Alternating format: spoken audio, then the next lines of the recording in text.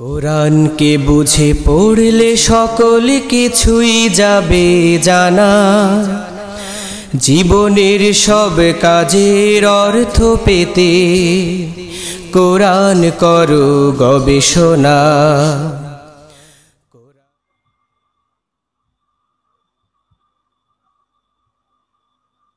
বিসমিল্লাহির রহমানির রহিম। নাহমাদুহু ওয়া নুসাল্লি আলা রাসূলিহিল কারীম। আউযু বিল্লাহি মিনাশ শাইতানির রাজীম। বিসমিল্লাহির রহমানির রহিম। রব্বি ইশরাহ লি সাদরি ওয়া ইয়াসসির লি আমরি ওয়াহলুল উকদাতাম মিন লিসানি ইয়াফকাহু কওলি। বিসমিল্লাহির রহমানির রহিম। আকুল জাআল হক ওয়া যাহাকাল বাতিল ইন্নাল বাতিলা কানা যাহুকা। সাদাকাল্লাহুল আলিয়্যুল আযীম ওয়া সাদাকা রাসূলুহুন নবিয়্যুল কারীম। দূরের ও কাছের, দেশের ও বিদেশে, very respected participants, দর্শক শ্রোতাবৃন্দ, আসসালামু আলাইকুম ওয়া রাহমাতুল্লাহি ওয়া বারাকাতুহু। ওয়ালাইকুম আসসালাম ওয়া রাহমাতুল্লাহি ওয়া বারাকাতুহু।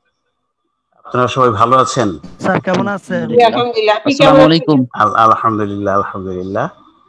আসসালামু আলাইকুম। ওয়া আলাইকুম আসসালাম ওয়া রাহমাতুল্লাহি ওয়া বারাকাতুহু। স্যার কেমন আছেন? আলহামদুলিল্লাহ ভালো আছি, আলহামদুলিল্লাহ। আমরা সবাই রব্বুল আলামিনের দরবারে শুকর আদায় করব যে আমরা বিশ্বে যে আজ অশান্তি চলছে, প্যান্ডেমিক চলছে, করোনা ভাইরাসের যে চলছে, তার মধ্যে যে আল্লাহ রাব্বুল আলামিন আমাদেরকে তৌফিক দিয়েছেন এই জুমের এই প্রযুক্তির মাধ্যমে আপনারা আপনাদের ঘরে এবং আমি আমার ঘরে বাসার থেকেই যে আপনাদের পরস্পরের সঙ্গে বসতে পারছি, দেখতে পাচ্ছি, কথা শুনতে পাচ্ছি এবং অত্যন্ত গুরুত্বপূর্ণ একটা অনুষ্ঠানে অংশগ্রহণ করতে পারছি। আমরা সবাই বলি আলহামদুলিল্লাহ। আলহামদুলিল্লাহ। আলহামদুলিল্লাহ। আমাদের এই অনুষ্ঠানের নাম আপনারা জানেন, নামটা কেউ বলতে পারবেন কি অনুষ্ঠানের নামটা কি? যুগের জ্ঞান আলোকে আল্লাহ তাফসীর গ্রন্থ কোরআন অধ্যয়ন। রাইট। আমরা একটু নামটা একটু আপডেট করেছি, একটু চেঞ্জ করেছি, কারণ এটা নিয়ে সব সময় আমরা ভাবছি প্রোগ্রামটা আরো কিভাবে আরো সুন্দর করা যায়। আমরা শুরু করেছিলাম, দুটো প্রোগ্রাম হয়েছে, এটা থার্ড ওয়ান। দ্বিতীয় প্রোগ্রামটা একটু ঝামেলা হয়েছিল, আপনারা জানেন, কিছু দুষ্ট লোক এসে আমাদেরকে কিছুক্ষণের জন্য আমাদেরকে খুব অসুবিধায় ফেলেছিল। সেই জন্য অনেকেই চলে গিয়েছিলেন, পরে তারা ঢুকতে পারেন নাই। এই জন্য আমরা প্রোগ্রামটা ওই ঠিক প্রথম থেকেই আবার শুরু করছি ইনশাআল্লাহ।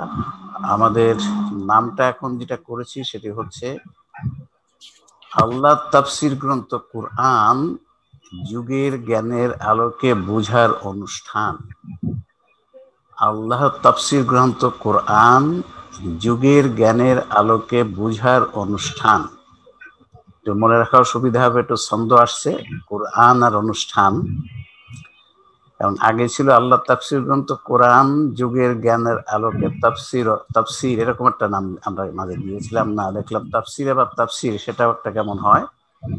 এই জন্য এই নামটাই আমরা এখন রাখবো, আল্লাহ তাফসীর গ্রন্থ কোরআন যুগের জ্ঞানের আলোকে বোঝার অনুষ্ঠান।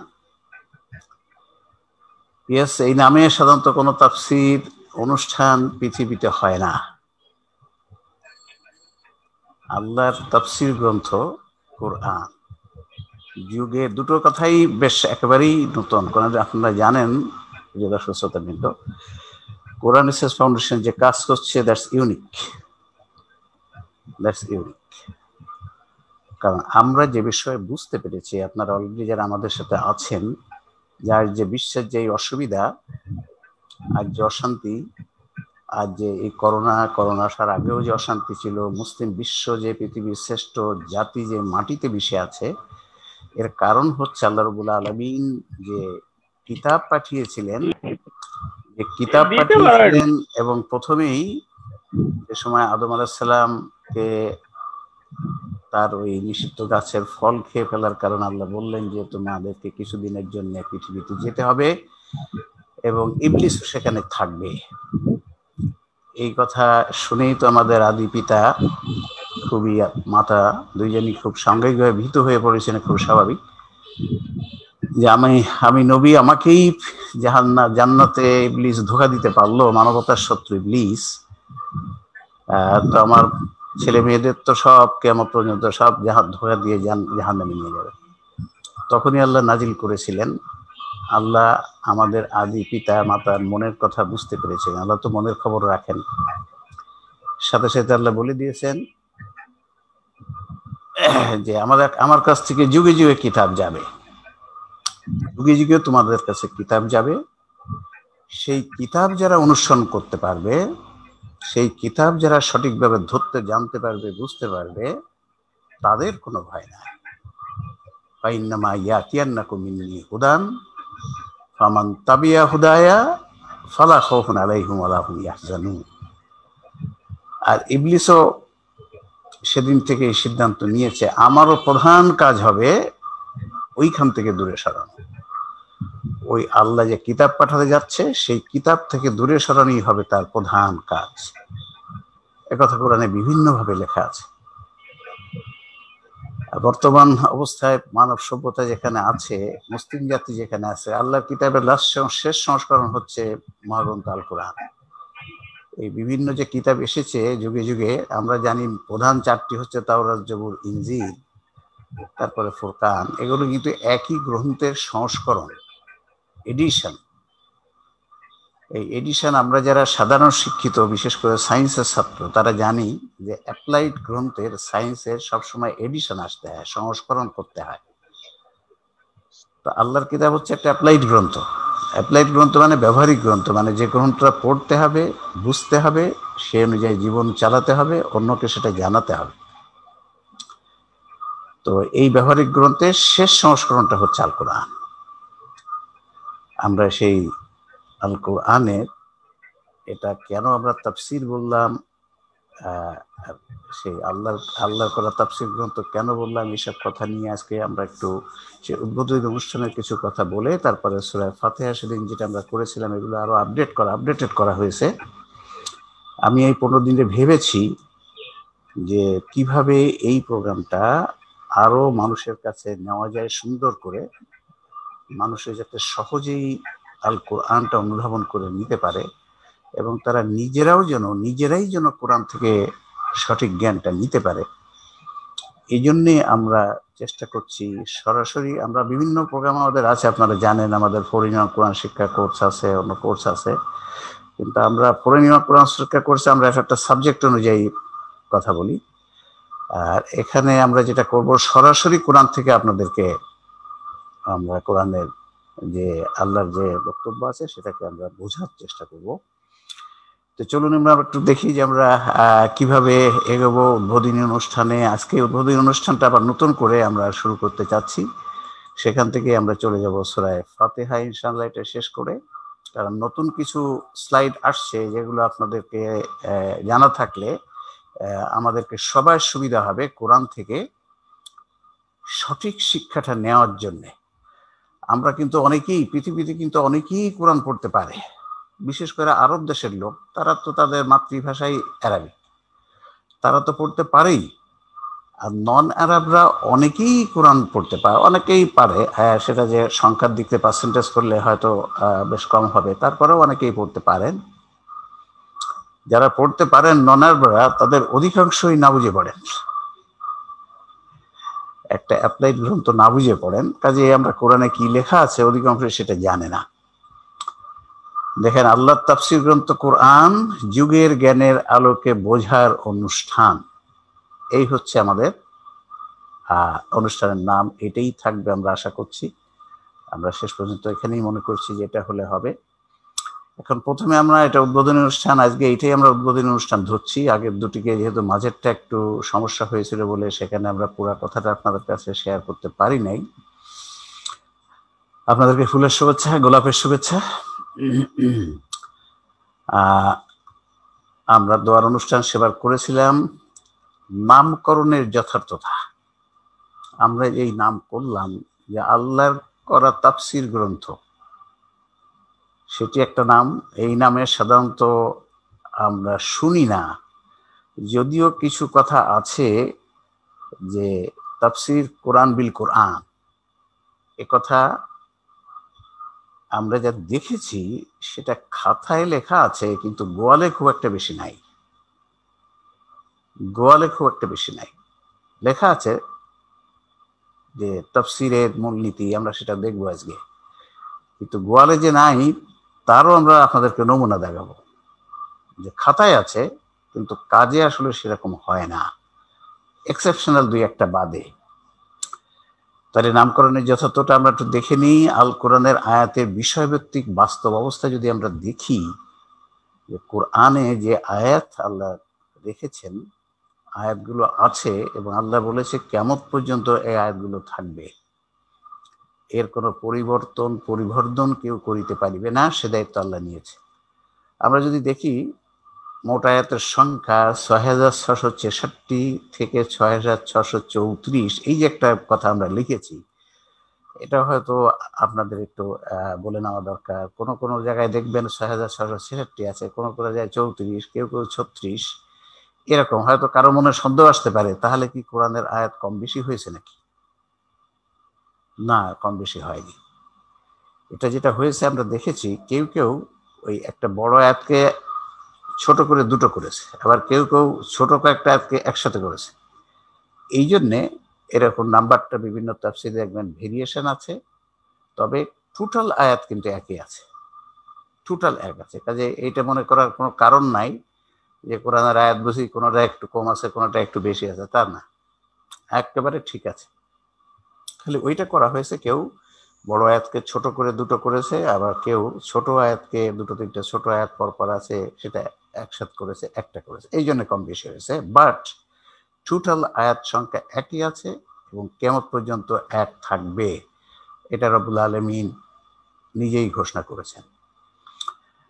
আল কোরআনের আয়াতের মধ্যে মূল বক্তব্য প্রধানকে আয়াত হলো প্রায় ধরেন 500 মতো, আর বাকি সব হচ্ছে ব্যাখ্যামূলক আয়াত। এই কথাটা আমাদের খুব মনে রাখা দরকার। কোরআনের বাকি সবই কিন্তু ব্যাখ্যা। এই কথাটা এইভাবে, সেই জন্য আমরা লিখছি আল কোরআনের আল্লাহর করা তাফসীর গ্রন্থ, কারণ বাকি সব আয়াতগুলো কিন্তু ব্যাখ্যা। ওই মূল কথা 500 ধরনের অ্যারাউন্ড 500 আয়াত, তাকে বোঝানোর জন্য আল্লাহ বাকি সবগুলো ব্যাখ্যামূলক আয়াত, তার বাস্তবায়ন পদ্ধতি, তার বোঝানোর জন্য উদাহরণ, ইচ্ছা, কাহিনী। আর ব্যাখ্যা করতে যে আল্লাহ তাআলা ব্যবহার করেছেন উদাহরণ বা কাহিনী, গ্রামার নয়। এর একটা চমৎকার তথ্য, কোরআন রিসার্চ ফাউন্ডেশন যে কথা বলে সেগুলো আপনারা খেয়াল করবেন, ওদিকে অনেক কথাই সাধারণভাবে সেভাবে বলা হয় না, কিন্তু সে কথাগুলো আমরা একেবারে দলিল ভিত্তিক সব কথা বলবো। আমরা যা জানি যে কোরআন বোঝা ভীষণ কঠিন, অনেক গ্রামার জানতে হয়, ব্যাখ্যা বুঝতে গেলে তো সাংঘাতিক পণ্ডিত হতে হয়, এসব কথাগুলো আমাদের সমাজে চালু আছে। কিন্তু কোরআন ব্যাখ্যা করেছেন আল্লাহ নিজেই, সেখানে তিনি এক জায়গায় গ্রামার দিয়ে ব্যাখ্যা করেননি, ব্যাখ্যা করেছেন উদাহরণ বা কাহিনী দিয়ে। নবী সাল্লাল্লাহু আলাইহি ওয়াসাল্লাম ব্যাখ্যা করেছেন আল্লাহ নিয়োগ করা ব্যাখ্যাকারী, একটি হাদিসও নাই যিনি উনি গ্রামার দিয়ে ব্যাখ্যা করেছেন, আরবি গ্রামার দিয়ে ব্যাখ্যা করেন নাই। উনিও উদাহরণ দিয়ে কোরআনকে ব্যাখ্যা করেছেন, উদাহরণ দিয়ে। তো এটাও এক অবাক কাণ্ড। কিন্তু আমরা দেখেছি অনেক পুরাতন তাবি যুগের তাফসিরে কিছু উদাহরণ দিয়ে ব্যাখ্যার দেখতে পাই আমরা। এর পরবর্তীতে এসে এই উদাহরণ দিয়ে ব্যাখ্যা করা খুবই একেবারে নাই বললেই চলে। গ্রামার দিয়ে ব্যাখ্যা, যেটা আল্লাহ রাব্বুল আলামিনও করেন নাই, রাসূল সাল্লাল্লাহু আলাইহি ওয়াসাল্লাম করেন নাই। কারণ কোরআন তো সমস্ত মানব জাতির জন্য, কোরআন তো আর আরবদের জন্য নয়, খালি আরবদের জন্য নয়। সেখানে যদি আরবি ভাষার পণ্ডিত না হলে কোরআনের ব্যাখ্যা বোঝা না যেত, তাহলে তো আমরা নন আরবদের জন্য খুবই তো মুশকিল হয়ে যেত। সেই জন্য আল্লাহ রাব্বুল আলামিন এটা চমৎকার ভাবে নিজে জেনে বুঝেই করেছেন, নবীও তাই করেছেন। দেখেন, এই যে গ্রামার দিয়ে নয়, উদাহরণ দিয়ে ব্যাখ্যা করেছেন আল্লাহ। অনেক আয়াত আছে, আমরা দেখবো সেসব আয়াত আমরা যখন যাব তখন দেখবো আমরা কিভাবে আল্লাহ রাব্বুল আলামিন উদাহরণগুলো ব্যবহার করেছেন। আমরা নবী সাল্লাল্লাহু আলাইহি ওয়াসাল্লাম কিভাবে ব্যাখ্যা করেছে সেটাও আমরা দেখবো। একটা আয়াত খালি দেখেন, আমরা দেখাচ্ছি যে এটা সূরা জুমারের 27 নম্বর আয়াত, ওয়ালাকাদ যারাবনা লিন-নাসি ফি হাযাল কুরআনি মিন কুল্লি মাসালিন লাআল্লাহুম ইয়াতাযাক্কারুন। আর নিশ্চয় আমি এই কোরআনে মানুষের জন্য সব ধরনের উদাহরণ বর্ণনা করেছি যাতে তারা শিক্ষা গ্রহণ করতে পারে। দেখেন কি চমৎকার কথা, আল্লাহ বলছেন এই কোরআনে আমি সব ধরনের উদাহরণ ব্যবহার করেছি, সকল ধরনের যত উদাহরণ হতে পারে, সেটা হতে পারে সাধারণ জ্ঞান, সেটা হতে পারে মানব শরীর বিজ্ঞান, সেটা হতে পারে ইতিহাস, সেটা হতে পারে ভূগোল, সেটা হতে পারে ফিজিক্স, কেমিস্ট্রি, অ্যাস্ট্রোনমি, সব ধরনের উদাহরণ আছে কোরআনে। সেটা উদ্ভিদ বিজ্ঞান, সেটা জীববিজ্ঞান, সব উদাহরণ আছে। তাই আল্লাহ বলেছেন কোরআন ব্যাখ্যা করেছেন এই কথাটা। কোরআন দেখুন যে কোরআনের ব্যাখ্যা যে কোরআন যে আল্লাহ যে কোরআনকে ব্যাখ্যা করেছেন, একটা আয়াত দিয়ে আর একটা আয়াত ব্যাখ্যা করেছেন, দেখুন সে কথাটা কোরআনে কি চমৎকার ভাবে লেখা আছে। হামিম আস-সিজদা 41 নম্বর আয়াতে 3 নম্বর আয়াতে আল্লাহ বলছেন কিতাবুন ফুসসিলাত আয়াতুহু কুরআনান আরাবিয়্যান লিকাওমিন ইয়ালামুন। এটি আরবি ভাষার অধ্যয়ন দাবিকৃত একটি গ্রন্থ যার আয়াতসমূহ খুলে খুলে বর্ণিত। দেখেন তো কি চমৎকার ভাবে আল্লাহ বলছেন। এবং অধ্যয়ন দাবিকৃত, কোরআনান, কোরআন কথার অর্থ অধ্যয়ন করা, বুঝে বুঝে পড়া। তাহলে যে কোরআন আমাদের কাছে দাবি করে কি আমরা যেটা সেটা বুঝে বুঝে পড়ি এবং খুলে খুলে আল্লাহ বলেছেন। তার মানে একটা আয়াতে যে বক্তব্য আছে অন্য একটা আয়াতে দেখবেন ওই বক্তব্যটা ব্যাখ্যা আছে, ওই আয়াতটার একটা দিক এক আয়াতে আছে আর একটা দিক অন্য আয়াতে আছে। এভাবে কোরআনকে আল্লাহ রাব্বুল আলামিন ব্যাখ্যা করেছেন। এই আয়াতে বলছেন, এই আয়াতটা দেখেন, ওমা কানা হাযাল কুরআনু আন ইউফতারা মিন দুনিল্লাহি ওয়ালাকিন তাসদীকাল্লাযী বাইনা ইয়াদাইহি ওয়া তাফসীলাল কিতাবি লা রাইবা ফীহি মির রাব্বিল আলামিন। কি চমৎকার কথা দেখুন। আর এ কোরআন এমন নয় যে আল্লাহ ছাড়া অন্য কেউ তা রচনা করেছেন, বরং এটা এর সামনে যা আছে অর্থাৎ পূর্বে অবতীর্ণ হওয়া কিতাবসমূহ তার সত্যায়নকারী এবং কিতাবের বিষয়সমূহের বিস্তারিত ব্যাখ্যা, মানে একটি অপরটির ব্যাখ্যা। এতে কোনো সন্দেহ নেই যে এটি মহাবিশ্বের প্রতিপালকের পক্ষ থেকে অবতীর্ণ।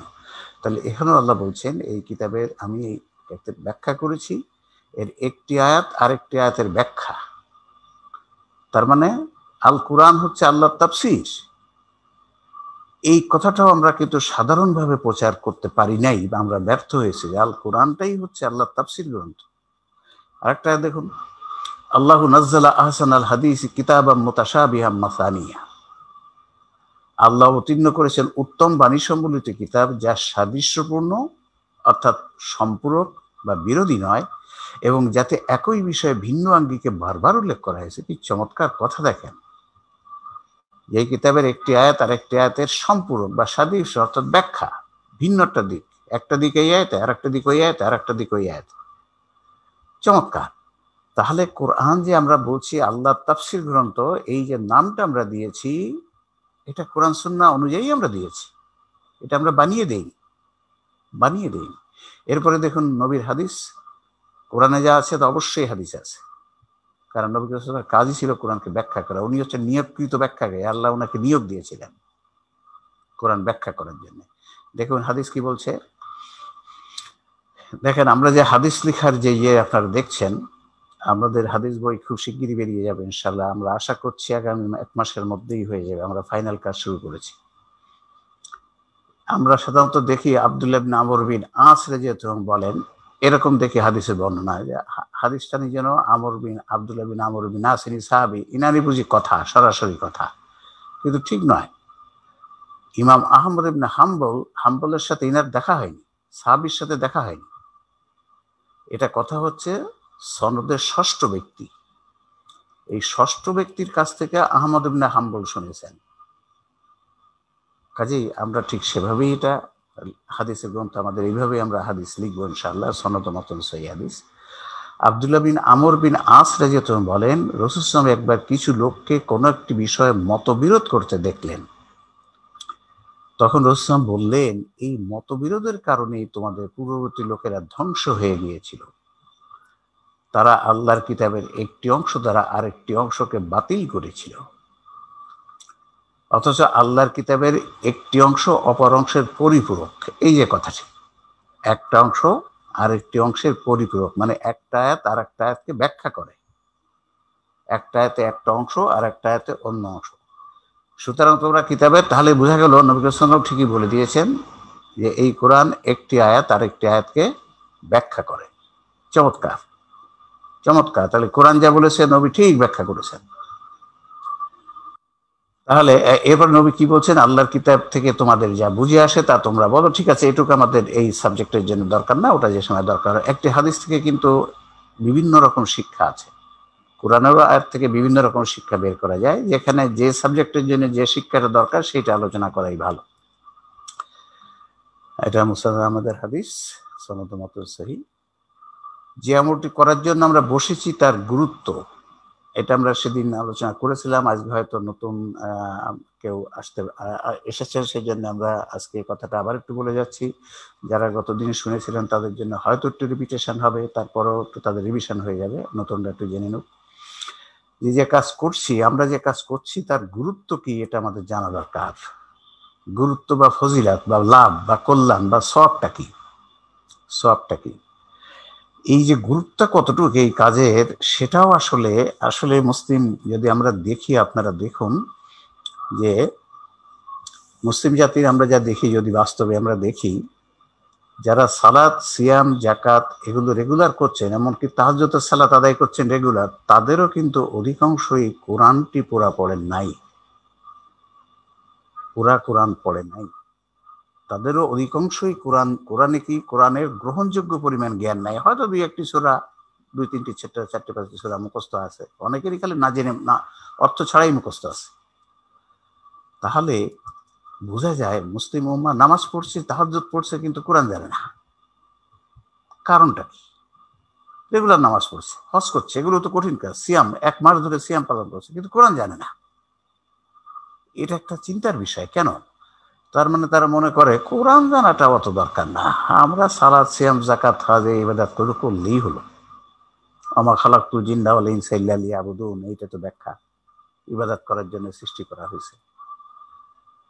কাজেই না, এখানেও ইবলিশ শয়তান, আমাদের মানবতার শত্রু, এই মুসলিম উম্মাহকে ধোঁকা খাওয়াইছে, মুসলিম উম্মাহকে ধোঁকা খাইয়েছে। দেখুন, আমরা যে কাজটা করছি তার গুরুত্ব কি আমরা যদি খুব সংক্ষিপ্তভাবে একটু জেনে নেই, কারণ এটা জানা দরকার যে আমরা এখানে বসছি, সময়টা দিব, আমরা কি বেহুদা সময়টা নষ্ট করছি? এই সময় যদি আমরা বসে অন্য সালাত আদায় করতাম বা জিকির করতাম, অন্যভাবে জিকির করতাম, তাহলে কি আমরা বেশি সওয়াব পেতাম? দেখুন, সেটাও একটু আমরা দেখি। দেখেন, কোরআনের জ্ঞান অর্জন করা হচ্ছে সবচেয়ে বড় নেকির কাজ। কোরআনের জ্ঞান অর্জন করা, এটা কোরআন হাদিস একেবারে স্পষ্ট। সবচেয়ে বড় নেকির কাজ হচ্ছে কোরআনের জ্ঞান অর্জন করা। আর সকল মুসলিমের জন্য এটা ফরজ, এটা ফরজে আইন। ফরজে আইন হচ্ছে কোরআনের সাধারণ জ্ঞান অর্জন করা। আর কোরআনের জ্ঞান না থাকা সবচেয়ে বড় গুনাহ, কোরআনের জ্ঞান না থাকা সবচেয়ে বড় গুনাহ। দেখুন, এই কথাটা বোঝা কিন্তু খুব মোটেই কঠিন নয়। আমরা যদি একটু দেখি, ওই যে আল্লাহ বলছে যে উদাহরণের মাধ্যমে বুঝা, উদাহরণের মাধ্যমে আল্লাহ কোরআনকে ব্যাখ্যা করেছেন। কোরআন, ইসলাম আমরা প্র্যাকটিস করি, আমরা কিন্তু ইসলাম খাই না, ইসলাম প্র্যাকটিস করি, কোরআন প্র্যাকটিস করি। আমি একজন সার্জন, আপনারা জানেন আমি একজন ডাক্তার, আমি মেডিকেল সায়েন্স প্র্যাকটিস করি, সার্জারি প্র্যাকটিস করি। যে ব্যক্তি মেডিকেল সায়েন্স, চিকিৎসা বিজ্ঞান প্র্যাকটিস করতে চাইবে, তাকে অবশ্যই চিকিৎসা বিজ্ঞান জানিতে হইবে, অবশ্যই জানিতে হইবে। চিকিৎসা বিজ্ঞান যদি প্র্যাকটিস করতে হলে তাকে MBBS পাস অবশ্যই করিতে হইবে, না হইলে তাকে অনুমতি দেওয়া হবে না প্র্যাকটিস করার। পরীক্ষা দিয়ে পাস করতে হবে, তারপরে আবার ট্রেনিং নিয়ে তারপরে মেডিকেল কাউন্সিল থেকে রেজিস্ট্রেশন নিতে হবে, তারপরে প্র্যাকটিস করতে দেওয়া হবে। দেখেন উদাহরণ, প্র্যাকটিস করতে দেওয়া হবে তারপরে। আর উদাহরণের ব্যাপারে আমরা সামনে আলোচনা করব, কোরআনে দেখবেন উদাহরণের ব্যাপারে চিকিৎসা বিজ্ঞানের উদাহরণ সব থেকে বেশি কার্যকর, কারণ কোরআন মানুষের জন্য আর চিকিৎসা বিজ্ঞান মানুষের জন্য। আর কোরআনকে বলা হয়েছে মা হুয়া শিফাউন ওয়া রাহমাতুল লিল মুমিনিন, কোরআন হচ্ছে শিফা, চিকিৎসার বিষয় আছে এখানে। চিকিৎসা বিজ্ঞানে খালি আছে শারীরিক চিকিৎসা, আর কোরআনে আছে ব্যক্তি জীবনের রোগের চিকিৎসা, পারিবারিক জীবনের রোগের চিকিৎসা, সামাজিক জীবনের রোগের চিকিৎসা, তারপরে রাজনৈতিক জীবনের রোগের চিকিৎসা, আর শারীরিক রোগের চিকিৎসা কোরআনে আছে। দুটোই কিন্তু চিকিৎসার বই। মেডিকেল সায়েন্সের বইগুলো চিকিৎসা খালি শরীর চিকিৎসা, আর কোরআন আরো ব্যাপকতর চিকিৎসা। সেই জন্য এক্সাম্পলটা দেখবেন বেশিরভাগ ক্ষেত্রে চিকিৎসা বিজ্ঞানের এক্সাম্পল খুব সহজে বোঝা যায়। আর সব মানুষের চিকিৎসা বিজ্ঞানের তো কিছু কিছু ধারণা আছেই। আমাদের মাথা ব্যথা, সর্দি ইত্যাদি হয়নি এবং নিজের জন্য বা আত্মীয় স্বজনের জন্য বা কারোর জন্য যে আমরা ডাক্তারের কাছে যাইনি এমন কিন্তু লোক নাই। কাজে আমরাও বেশ চিকিৎসা বিজ্ঞানের উদাহরণ ব্যবহার করব। তাহলে প্রত্যেক ডাক্তার, চিকিৎসক যাকে চিকিৎসা বিজ্ঞান যে প্র্যাকটিস করে তাকে অবশ্যই অবশ্যই অবশ্যই চিকিৎসা বিজ্ঞানের সাধারণ জ্ঞানী হতে, এমবিবিএস পাস করতে হয়। এমবিবিএস পাস না করে চিকিৎসা বিজ্ঞানের অনুমতি দেবে না কোনো গভর্নমেন্ট। তারপরে এফসিপিএস, এফআরসিএস হওয়া সবার জন্য বাধ্যতামূলক নয়। ঠিক তেমনি আমরা যারা ইসলাম প্র্যাকটিস করতে চাই তাদেরকে অবশ্যই ইসলামের মূল বইখানি হচ্ছে আল কোরআন।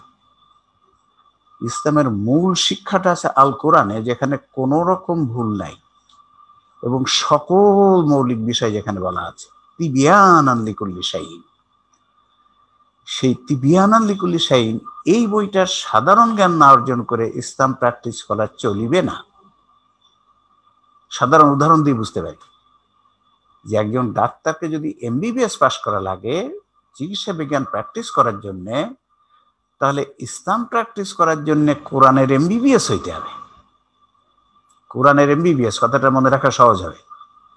কোরআনের এমবিবিএস, দেখেন এমবিবিএস ডাক্তারকে আমরা কি বলি? General physician. জেনারেল ফিজিশিয়ান মানে সাধারণ জ্ঞানী চিকিৎসক। তাহলে উদাহরণ দিয়ে বোঝা যায় যে একজন মুসলিম সে যদি ইসলাম প্র্যাকটিস করে সফল হতে চায় তাকে অবশ্যই কোরআনের সাধারণ জ্ঞানী হইতে হইবে। কোরআনের স্পেশালিস্ট সকলের হওয়া দরকার নাই। কিন্তু দেখেন আমাদের এই বাংলাদেশে যদি সব এমবিবিএস ডাক্তার হতো তাহলে কিন্তু চিকিৎসা বিজ্ঞানের পুরা কল্যাণ বাংলাদেশিরা পাইতো না।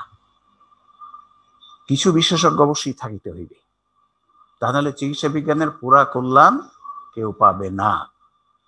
ঠিক তেমনি আমরা যদি কোরআন প্র্যাকটিস করে ইসলাম প্র্যাকটিস করে সফল হতে চাই আমাদের সবাইকে কোরআনের এমবিবিএস পাস করতে হবে। সবাইকে যদি আমরা পাস করতে চাই, প্র্যাকটিস করে সফল হতে চাই। কিন্তু সবাই খালি এমবিবিএস থাকলে চলবে না, কোরআনের স্পেশালিস্টও কাউকে কাউকে হতে হবে, সমাজে থাকতে হবে যদি কোরআনের পুরা কল্যাণ আমরা পেতে চাই। কোরআনের বিশেষজ্ঞ মানে মুফাসসির হতে হবে, মুফাসসির থাকতে হবে। এটা হচ্ছে ফরজে কিফায়া। আর ফরজে আইন হচ্ছে কোরআনের সাধারণ এমবিবিএস হওয়া, কোরআনের সাধারণ জ্ঞানী হওয়া হচ্ছে ফরজে আইন। আমরা দেখবো সেসব আয়াতগুলো, খালি একটু আয়াত দেখা হচ্ছে আমরা উদাহরণ দিয়ে বুঝলাম।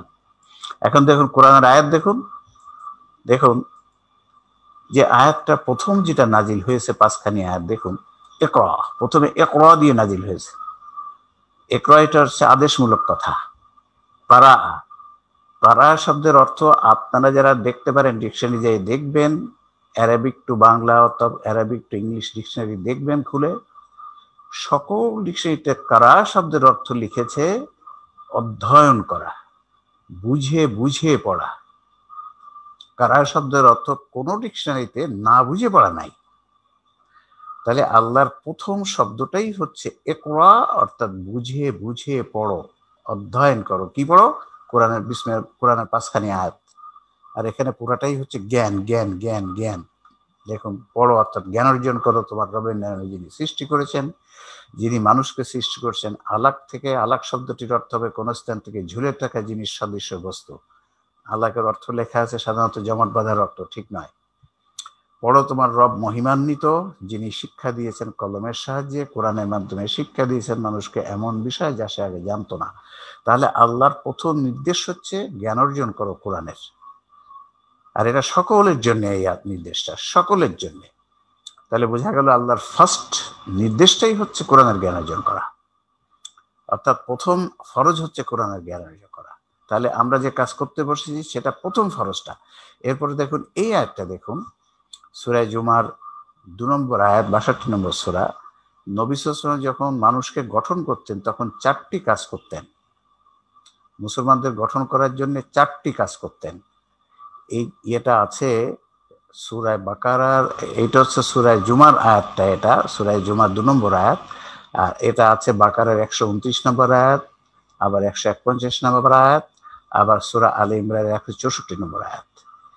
আল কোরআনের 4টি জায়গায়, 3টি সূরাতে 4টি জায়গায় আল্লাহ রাব্বুল আলামিন এই কথাটা বলে রেখেছেন যে নবী সাল্লাল্লাহু আলাইহি ওয়াসাল্লাম মানব গঠনের জন্য কি করতেন।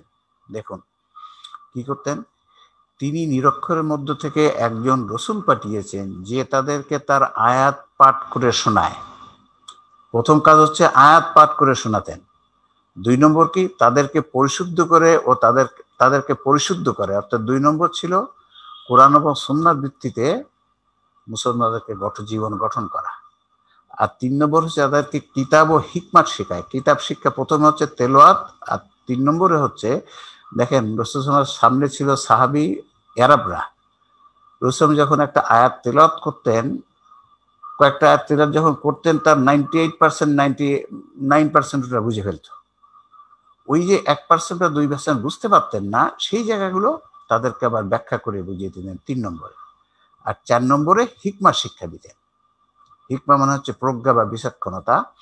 তাহলে এটা আমরা বিচক্ষণতা প্রজ্ঞার যখন আয়াত আসবে তখন আমরা একটা ব্যাখ্যা করব। তাহলে দেখেন নবী সাল্লাল্লাহু আলাইহি ওয়াসাল্লাম যে কাজগুলো করতেন তার প্রথমটাই হচ্ছে কোরআন তেলাওয়াত করে শোনানো, অর্থাৎ কোরআনের সাধারণ জ্ঞান দিয়ে দেওয়া। কোরআন তেলাওয়াত করলেই সামনে সাহাবীরা ছিল আরবরা, তারা সাধারণ জ্ঞানটা বুঝে ফেলত। আর 3 নম্বরে যে উনি কোরআনকে ব্যাখ্যা করতেন। তাহলে এখান থেকে এই 4টি আয়াত থেকে আল্লাহ জানিয়ে দিয়েছেন কোরআনের সাধারণ জ্ঞান অর্জন করা সকল মুসলিমের জন্য ফরজ এবং সব থেকে বড় ফরজ। আর শয়তানের 1 নম্বর কাজটি দেখেন, মুমিনের যেটা 1 নম্বর কাজ, শয়তানের 1 নম্বর কাজ হবে তার ঠিক তার উল্টাটা। এটা বোঝা কঠিন নয়। মুমিনের 1 নম্বর কাজ যেটা, শয়তানের 1 নম্বর কাজ হবে তার উল্টা, অর্থাৎ মানুষকে কোরআন থেকে দূরে সরানো, কোরআনের জ্ঞান থেকে দূরে সরানো। আমল থেকে আমরা বলি আমল থেকে দূরে সরায়, আমল দূরে সরে তখনই যখন জ্ঞান থেকে দূরে সরে যায়। জ্ঞান থেকে দূরে সরে গেলে আমলটা অটোমেটিক দূরে সরে যাবে।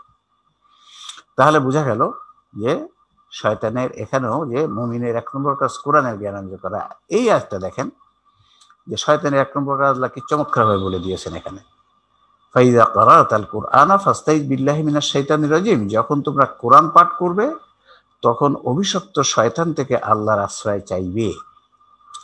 দেখুন এই আয়াত থেকে আল্লাহ বলছেন কোরআন পাঠ করার সময় শয়তানের কাছ থেকে আশ্রয় চাইতে বলছে, তার কাছে আশ্রয় চাইতে বলছে। এটা ফাস্তাই, যেটা হচ্ছে অর্ডার, এটা কিন্তু আদেশের সিগা বলে, এটাকে আদেশ। তাহলে আল্লাহ আদেশ করছেন যে কোরআনের জ্ঞান অর্জন, যখন তোমরা কোরআন পড়তে যাবে তখন তোমরা শয়তানের নিকট থেকে আমার কাছে আশ্রয় চাইবে। আউযুবিল্লাহ পড়তে হবে, আদেশ, অর্ডার। আপনারা যারা আছেন শুনছেন, আমরা কোন কোন কাজ শুরু করার আগে আউযুবিল্লাহ পড়তে হয়। যারা আগে আমাদের এখানে শুনেছেন, আগে সিনিয়র যারা আমাদের আলোচনা অন্য আলোচনা শুনেছেন, তারা বলবেন না কোন কোন কাজ শুরু করার আগে আউযুবিল্লাহ পড়ার আল্লাহ কথা, আউযুবিল্লাহ পড়তে বলেছেন। কোন কোন কাজ শুরু করার আগে কেউ কেউ উত্তর দিতে পারবেন? দেখুন কোন কোন কাজ শুরু করার আগে আল্লাহ রাব্বুল আলামিন আউযুবিল্লাহ পড়তে বলেছেন, কোরআন সুন্নাত থেকে আমরা জানতে পারি। শুধু স্যার কোরআন পড়ার আগে, রাইট, শয়তান ওয়াসওয়াসা দিলে, শয়তান ট্রেজিং করলে, কোরআন পড়ার সময়। আচ্ছা ঠিক আছে, দেখুন খালি একটি কাজ শুরু করার আগে আউযুবিল্লাহ পড়তে বলেছেন, সেটা হচ্ছে কোরআন পড়া। কোরআন, এবং সেটা আল্লাহ আদেশ করেছে, ফাস্তাইজ মানে অর্ডার, অর্ডার। কিন্তু দেখেন নামাজ পড়া শুরুর আগে কিন্তু আউযুবিল্লাহ পড়তে বলেন নাই, রোজা থাকা শুরু করার আগে আউযুবিল্লাহ পড়তে বলেন নাই, ভাত খাওয়ার আগে আউযুবিল্লাহ পড়তে বলেন নাই, জিকির করার আগে আউযুবিল্লাহ পড়তে বলেন নাই, উপদেশও দেন নাই। কিন্তু কোরআন পড়ার আগে ফাস্তাইজ, অবশ্যই আমার কাছে সাহায্য চাইবা শয়তান থেকে, নাইলে শয়তান তোমাকে ধোঁকা দিয়ে শেষ করে নিয়ে যাবে অন্য জায়গায়। তাহলে এখান থেকে আল্লাহ জানিয়ে দিলেন যে শয়তানের, নামাজ থেকে দূরে সরানো শয়তানের কাজ, সিয়াম থেকে দূরে সরানো শয়তানের কাজ, কিন্তু তার থেকে অনেক বড় কাজ হলো কোরআনের জ্ঞান থেকে দূরে সরানো। অনেক অনেক অনেক অনেক বড় কাজ। অর্থাৎ সালাত আদায় না করলে, যে সালাত আদায় না করলে অনেক বড় গুনাহ, কিন্তু তার থেকে অনেক অনেক বড় গুনাহ হচ্ছে কোরআনের জ্ঞান না থাকা। এবং শয়তান নামাজ পড়তে গেলেও আপনাকে আমাকে ধোঁকা দিবে, কিন্তু কোরআন ও আরো বেশি ধোঁকা দিবে কোরআনের জ্ঞান অর্জন করতে গেলে। ওই সময় ওর গায়ে আগুন ধরে যাবে, হায় হায় হায় হায় ও তো কোরআন শিখে ফেললো, হায় হায় ও তো কোরআন শিখে ফেললো।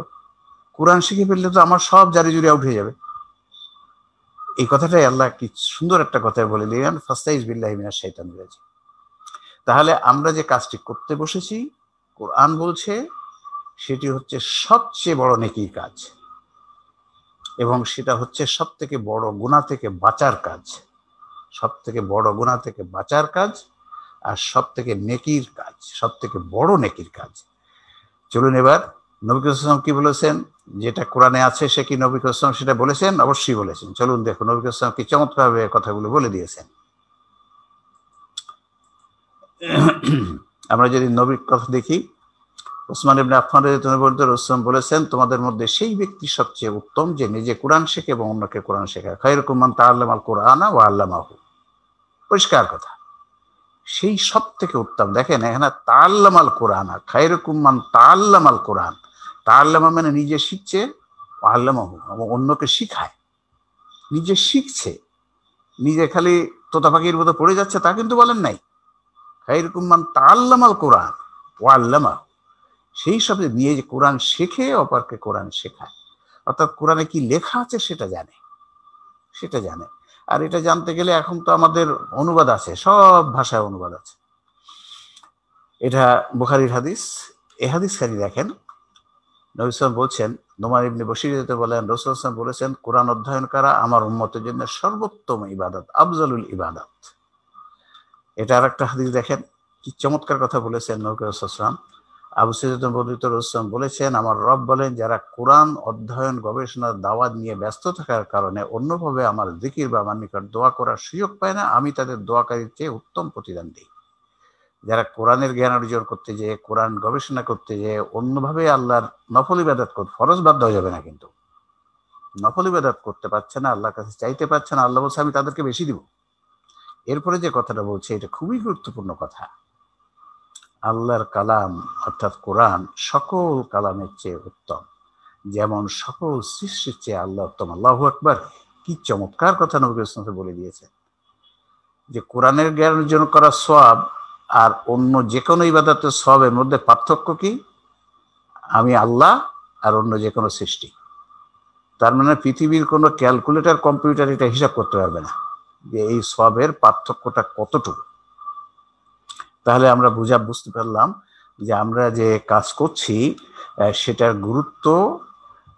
এইখানে আরেকটা জিনিস, এই হাদিসটাও আমরা খুব একটা প্রচার আমি দেখি না, আপনারা সবাই এই হাদিসটাও একটু ভালো করে দেখে নেন।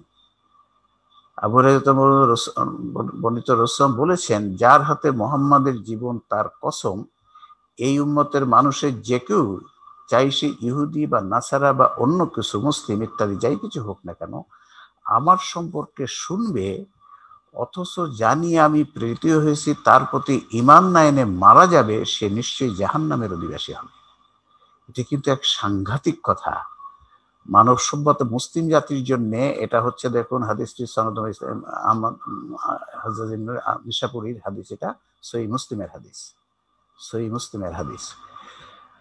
আল্লাহর কসম করে নবী সাল্লাল্লাহু আলাইহি কথাটি বলছেন, মানে অত্যন্ত গুরুত্ব দিয়েছেন। সে ইহুদি হোক, নাসারা হোক, মুসলমান হোক, আমার সম্পর্কে শুনবে। রসুলের সম্পর্কে শোনা মানে রসুলের হাদিস শোনা, রসুলের জীবন সম্পর্কে শোনা, রসুলের কথা শোনা, রসুলের কাজ শোনা, এই সম্বন্ধে শুনবে অথচ জানি আমি প্রেরিত হয়েছি। রাসূল প্রেরিত হয়েছিল কোরআন নিয়ে, কোরআনকে ব্যাখ্যা করে জন্য। তার প্রতি ঈমান না এনে মারা যাবে। কোরআনের প্রতি ঈমান আনা মানে হচ্ছে কোরআনের জ্ঞান, ঈমান মানে হচ্ছে জ্ঞান যোগ বিশ্বাস। তাতে যে ব্যক্তি কোরআন রসুলের হাদিস শুনবে বা হাদিস পড়বে কিন্তু কোরআনের প্রতি ঈমান মানে কোরআন না জেনে এবং কোরআনকে বিশ্বাস না করে মারা যাবে, সে জাহান্নামে যাবে। এ নবীর কথা। হাদিস আমি জানি, অনেক অনেক হাদিস শিখেছি, কিন্তু কোরআন পড়ি নাই, কোরআন জানি না, কোরআন বিশ্বাস করি না। জানি না আগে জানা, বিশ্বাস কিন্তু আগে নয়, আগে হচ্ছে জ্ঞান। জ্ঞান না থাকলে বিশ্বাস নাই। বিশ্বাস আপনি কি করেন, বিশ্বাসের তো বিষয়বস্তু থাকবে। তাহলে যে ব্যক্তি কোরআন জানে না এবং সেই জ্ঞানটা বিশ্বাস করে না, হাদিস জানে, জাহান্নামে যাবে। এর কারণ কি? নবী যে কথাটি বলেছেন এর কারণটা কি আপনারা যদি একটু যদি বলেন যে কেন, যারা আগে আমাদের কাছে এটা শোনেননি তারা যদি বলেন যে নবী বলছেন যে হাদিস জানে কিন্তু কোরআন জানে না, সে জাহান্নামে যাবে। কেন এই কথা বললেন? বলছেন পৃথিবীর শ্রেষ্ঠ মানুষটি, আমাদের প্রিয় নবী, একবারে নির্ভুল কথা ওনার। একটু চিন্তা করুন তো কেন এটা হতে পারে। এভাবে চিন্তা করতে হবে।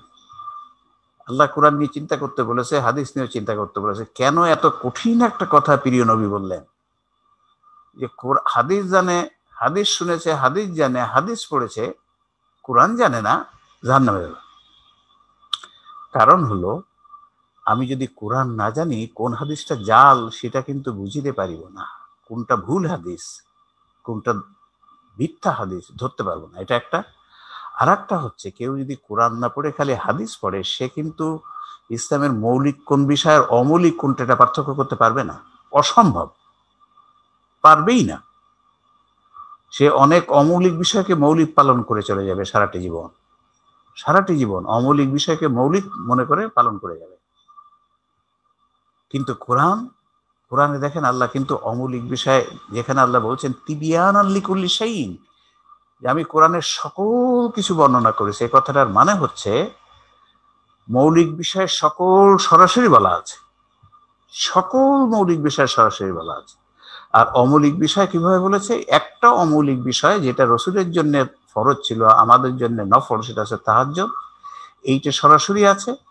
আর বাকি অমৌলিক বিষয় কিন্তু কোরআনে আর সকল কিছু বর্ণনা করেছে, মানে সব আছে মৌলিক অমৌলিক, কিন্তু অমৌলিক গুলো আছে একটা বাক্যের মধ্যে। সেটা কি আপনারা একটু বলেন দেখি, আগে একদিন বলেছিলাম না, একটা বাক্য দিয়ে সকল অমৌলিক বিষয় বলে দিয়েছে। এটা কোনটা? একটা বাক্য দিয়ে সকল অমৌলিক বিষয় বলে দিয়েছে। আতিউর রসুল, আতিউর রসুল, মা আতাকাম রসুল, মানে রসুল যেটা দিয়েছে সেটা গ্রহণ করো, রসুলের আনুগত্য করো, এর মধ্যে সকল অমৌলিক বিষয় রয়ে গেছে। কারণ আল্লাহ রাব্বুল আলামিন যদি সকল মৌলিক আর অমৌলিক কোরআনে নিয়ে আসতো তাহলে আমরা মহাবিপদে পড়ে যেতাম। আমরা কোনটা মৌলিক কোনটা অমৌলিক বুঝিতে পারিতাম না। আর এই মহাবিশ্ব যে চলছে, আল্লাহ যে নিয়মে এটা চালাচ্ছেন সেটা হচ্ছে কোন একটা কাজে যদি একটা মৌলিক ভুল থাকে এই কাজটা শূন্য হয়ে যায়, এই কাজটার ফলাফল শূন্য। আমরা যে সালাত আদায় করি 13টি ফরজ আছে, আমরা 12টি পালন করেছি, একটি ভুল করেছি, সালাত শূন্য। কিন্তু আমি সার্জন, আমি যে অপারেশন করি, একটা অপারেশনে ধরেন পিত্তপাথরের অপারেশন আমরা করি, ওর 3টে মৌলিক বিষয় আছে, আমি যদি 2টো ঠিক করেছি একটা ভুল করেছি রুগীটা মরে যাবে। এই পৃথিবী এভাবেই চলছে, আল্লাহর করা বিধান এটা। তাই যারা আমরা খালি হাদিস পড়ি কোরআন জানি না, তারা এক হচ্ছে বুঝতে পারবো না কোনটা মৌলিক কোনটা অমৌলিক, আর 2 নম্বর কোনটা জাল হাদিস তা আমরা ধরতে পারবো না, ফলে জাহান্নামে যেতে হবে।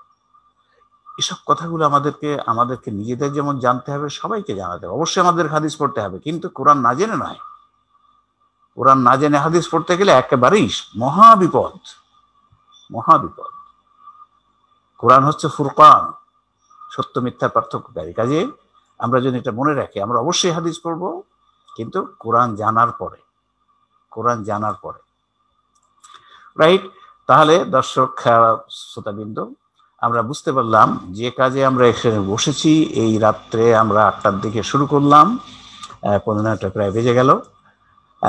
সে কাজটি করছি আমরা সব থেকে বড় সওয়াবের কাজ। পৃথিবীতে যত নেকির কাজ আছে তার মধ্যে সব থেকে বড় সওয়াবের কাজে আমরা এখন বসে আছি, এবং সব থেকে বড় গুনার কাজটার থেকে দূরে সরে আছি। সাংঘাতিক কল্যাণের কাজে আমরা বসছি। কোরআনের তাই বলে, হাদিস তাই বলে, আমাদের সাধারণ জ্ঞানও তাই বলে, রাইট? এরপরে চলুন আমরা কোরআন বোঝা সহজ না কঠিন, আমাদের সমাজে কি কথা চালু আছে? কোরআন বোঝা সহজ না কঠিন এ ব্যাপারে আমাদের সমাজে কি কথা চালু আছে?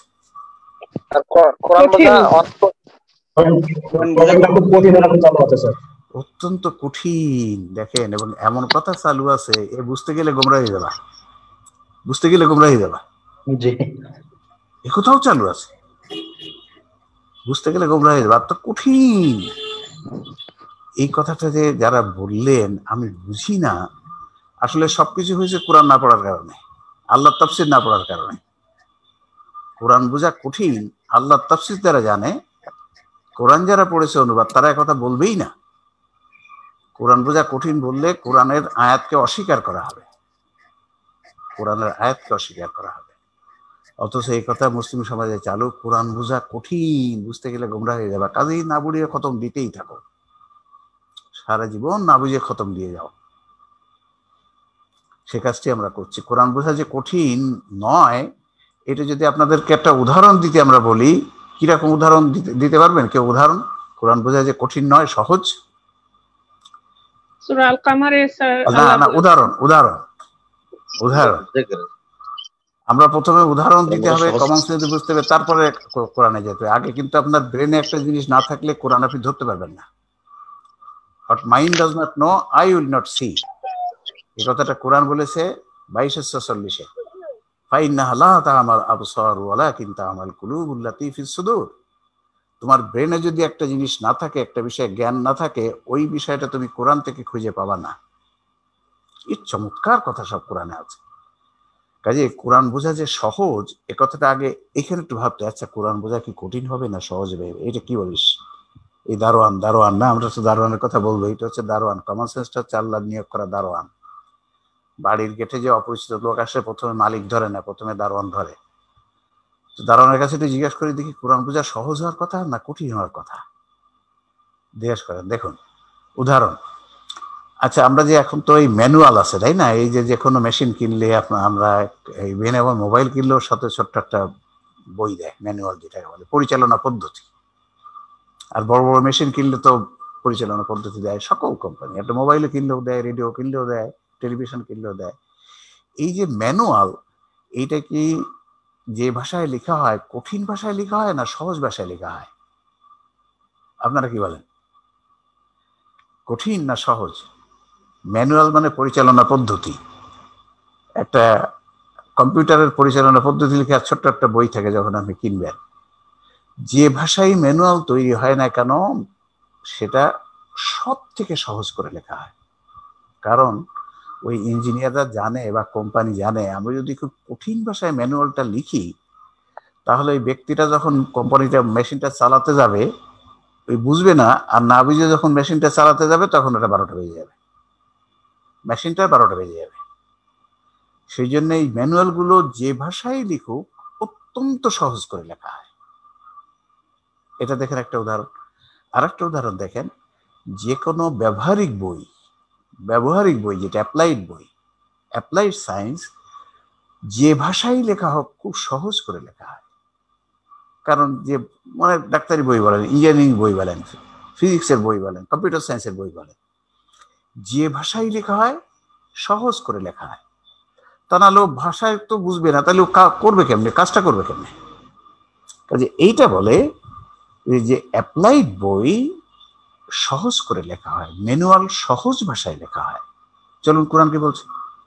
উদাহরণরা বললাম, ম্যানুয়ালের উদাহরণ দিয়েছি আমরা, ব্যবহারিক গ্রন্থ দিয়েছে আল কোরআন। দেখুন ওয়ালাকাদ ইয়াসসারনাল কুরআনা লিযিকর ফাহাল মিন মুদ্দাক্কির, সূরা কামারের 17, 22, 32, 40 একটা সূরা 4টি জায়গায় কথা বলা হয়েছে। আর অবশ্যই আমরা কোরআনকে সহজ করেছি স্মরণ রাখা বা শিক্ষা গ্রহণ করার জন্য। অতএব স্মরণ রাখা বা শিক্ষা গ্রহণ করার জন্য কেউ আছে কি? দেখেন আল্লাহ বলছেন ওয়ালাকাদ ইয়াসসারনা, আমরা সহজ করেছি কোরআনকে, সহজ সহজ আরবি ভাষা। আর একটা দেখেন, ফাইন্নামা ইয়াসসারনাহু বিলিসানিকা লাআল্লাহুম ইয়াতাযাক্কারুন, আর নিশ্চয়ই আমরা তোমার ভাষায় মানে আরবি ভাষায় কোরআনকে সহজ করেছি যাতে যারা স্মরণ রাখতে বা শিক্ষা গ্রহণ করতে পারে। দেখুন এই দুটি এক কথা আছে, ইয়াসসারনা আর ইয়াতাযাক্কারুন যিকির। ওয়ালাকাদ ইয়াসসারনাল কুরআন লিযিকর, এই যিকির। আর এখানে বলছে ওয়ালাকাদ ইয়াসসারনাল কুরআন ইয়াসসারনা বিলিসানিকা লাআল্লাহুম ইয়াতাযাক্কারুন, যিকির থেকে ইয়াতাযাক্কারুন।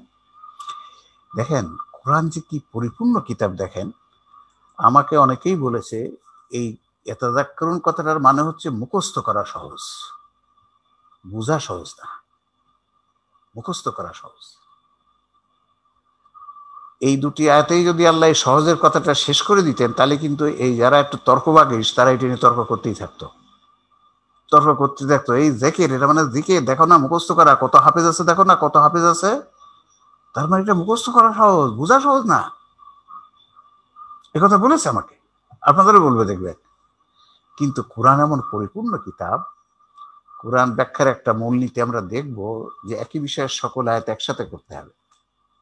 দেখেন এই 3 নম্বর যে আয়াতটা আমি এখন আর দেখাবো, সেখানে মুখস্থ করা কেউ বলতে পারবে না, সেখানে বোঝা সহজ, এই জন্য সবাই একসাথে করতে হয়। কিন্তু এইটা আমরা প্রচলিত তাফসীর দেখি না, আমরা দেখাবো প্রচলিত তাফসীর আপনাদেরকে।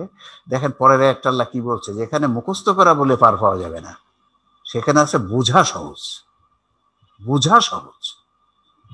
এইটা হচ্ছে পরিপূর্ণ কোরআন, যে পরিপূর্ণ বোঝা যায়, এবং এটা যে আল্লাহর কিতাব, যে কোনো গ্যাপ রাখেন নাই, কোনো গ্যাপ নাই। দেখুন সেটা কিভাবে বোঝা যায়।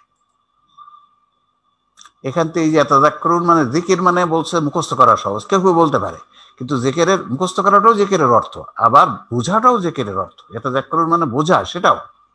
কিন্তু যারা যারা একটু করতে চায় তারা হয়তো ওই মুখস্থ করে নিয়ে যাবে, উদাহরণ দিবে যে কত হাফেজ আছে মুখস্থ করে। কিন্তু পরের একটা দেখেন, এর পরের একটা দেখেন, ফাইন্নামা ইয়াসসারনাহু বিলিসানিকা লিতুবাশশিরা বিহিল মুত্তাকিনা ওয়া তুনজিরা কওমান লুদ্দাহ। অতএব কোরআনকে তোমার ভাষায় সহজ করা হয়েছে, আবার সেই সহজ করা হয়েছে যাতে মুত্তাকি ব্যক্তিদের সুসংবাদ দিতে এবং কলহকারীদের সতর্ক করতে পারো।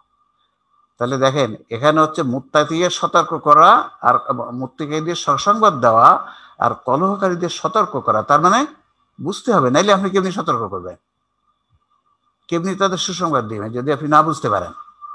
তাহলে এখানে এই আয়াত থেকে বলা হলো কোরআন বোঝা সহজ, আর ওইগুলোতেও কোরআন বোঝা এবং স্মরণ রাখা। তাহলে কথাটা আসবে যে কোরআন মুখস্থ করাও সহজ, কোরআন বোঝাও সহজ, দুটোই ঠিক। খালি মুখস্থ করা সহজ না, ওটা সহজ ঠিকই আছে, কোরআন এমন ছন্দময় যে মুখস্থ করা ওটা সহজ, আর বোঝাও সহজ। কাজেই যারা আমরা বলছি, যারা বলছে যে কোরআন বোঝা কঠিন, তারা এই আয়াতগুলোকে তো অস্বীকার করা হয়ে যাচ্ছে। এই আয়াত কথা তো অস্বীকার, কিন্তু তারা এই ধারণা নাই, তারা এটা খেয়ালও করে নাই যে কোরআনে এগুলো এই কথা লেখা আছে। এরপরে নবী কি বলেছে দেখেন, আর একটা জিনিস দেখেন, এই যে কোরআন তো একটা ওহী, এই ওহী মৌমাছিরা পশু পক্ষীর পরেও কিন্তু আল্লাহ ওহী করে। এখানে দেখেন এই আয়াতটা বলছে, তোমার সৃষ্টি ও লালন পালনকারী মৌমাছির পথে ওহী করেন। এই যে কোরআন যে একটা ওহী, জিবরাইল যে ওহী নিয়ে আসতো কোরআন, আর এখানে মৌমাছির পথেও কিন্তু ওহী আসে। কি ওহী আসে?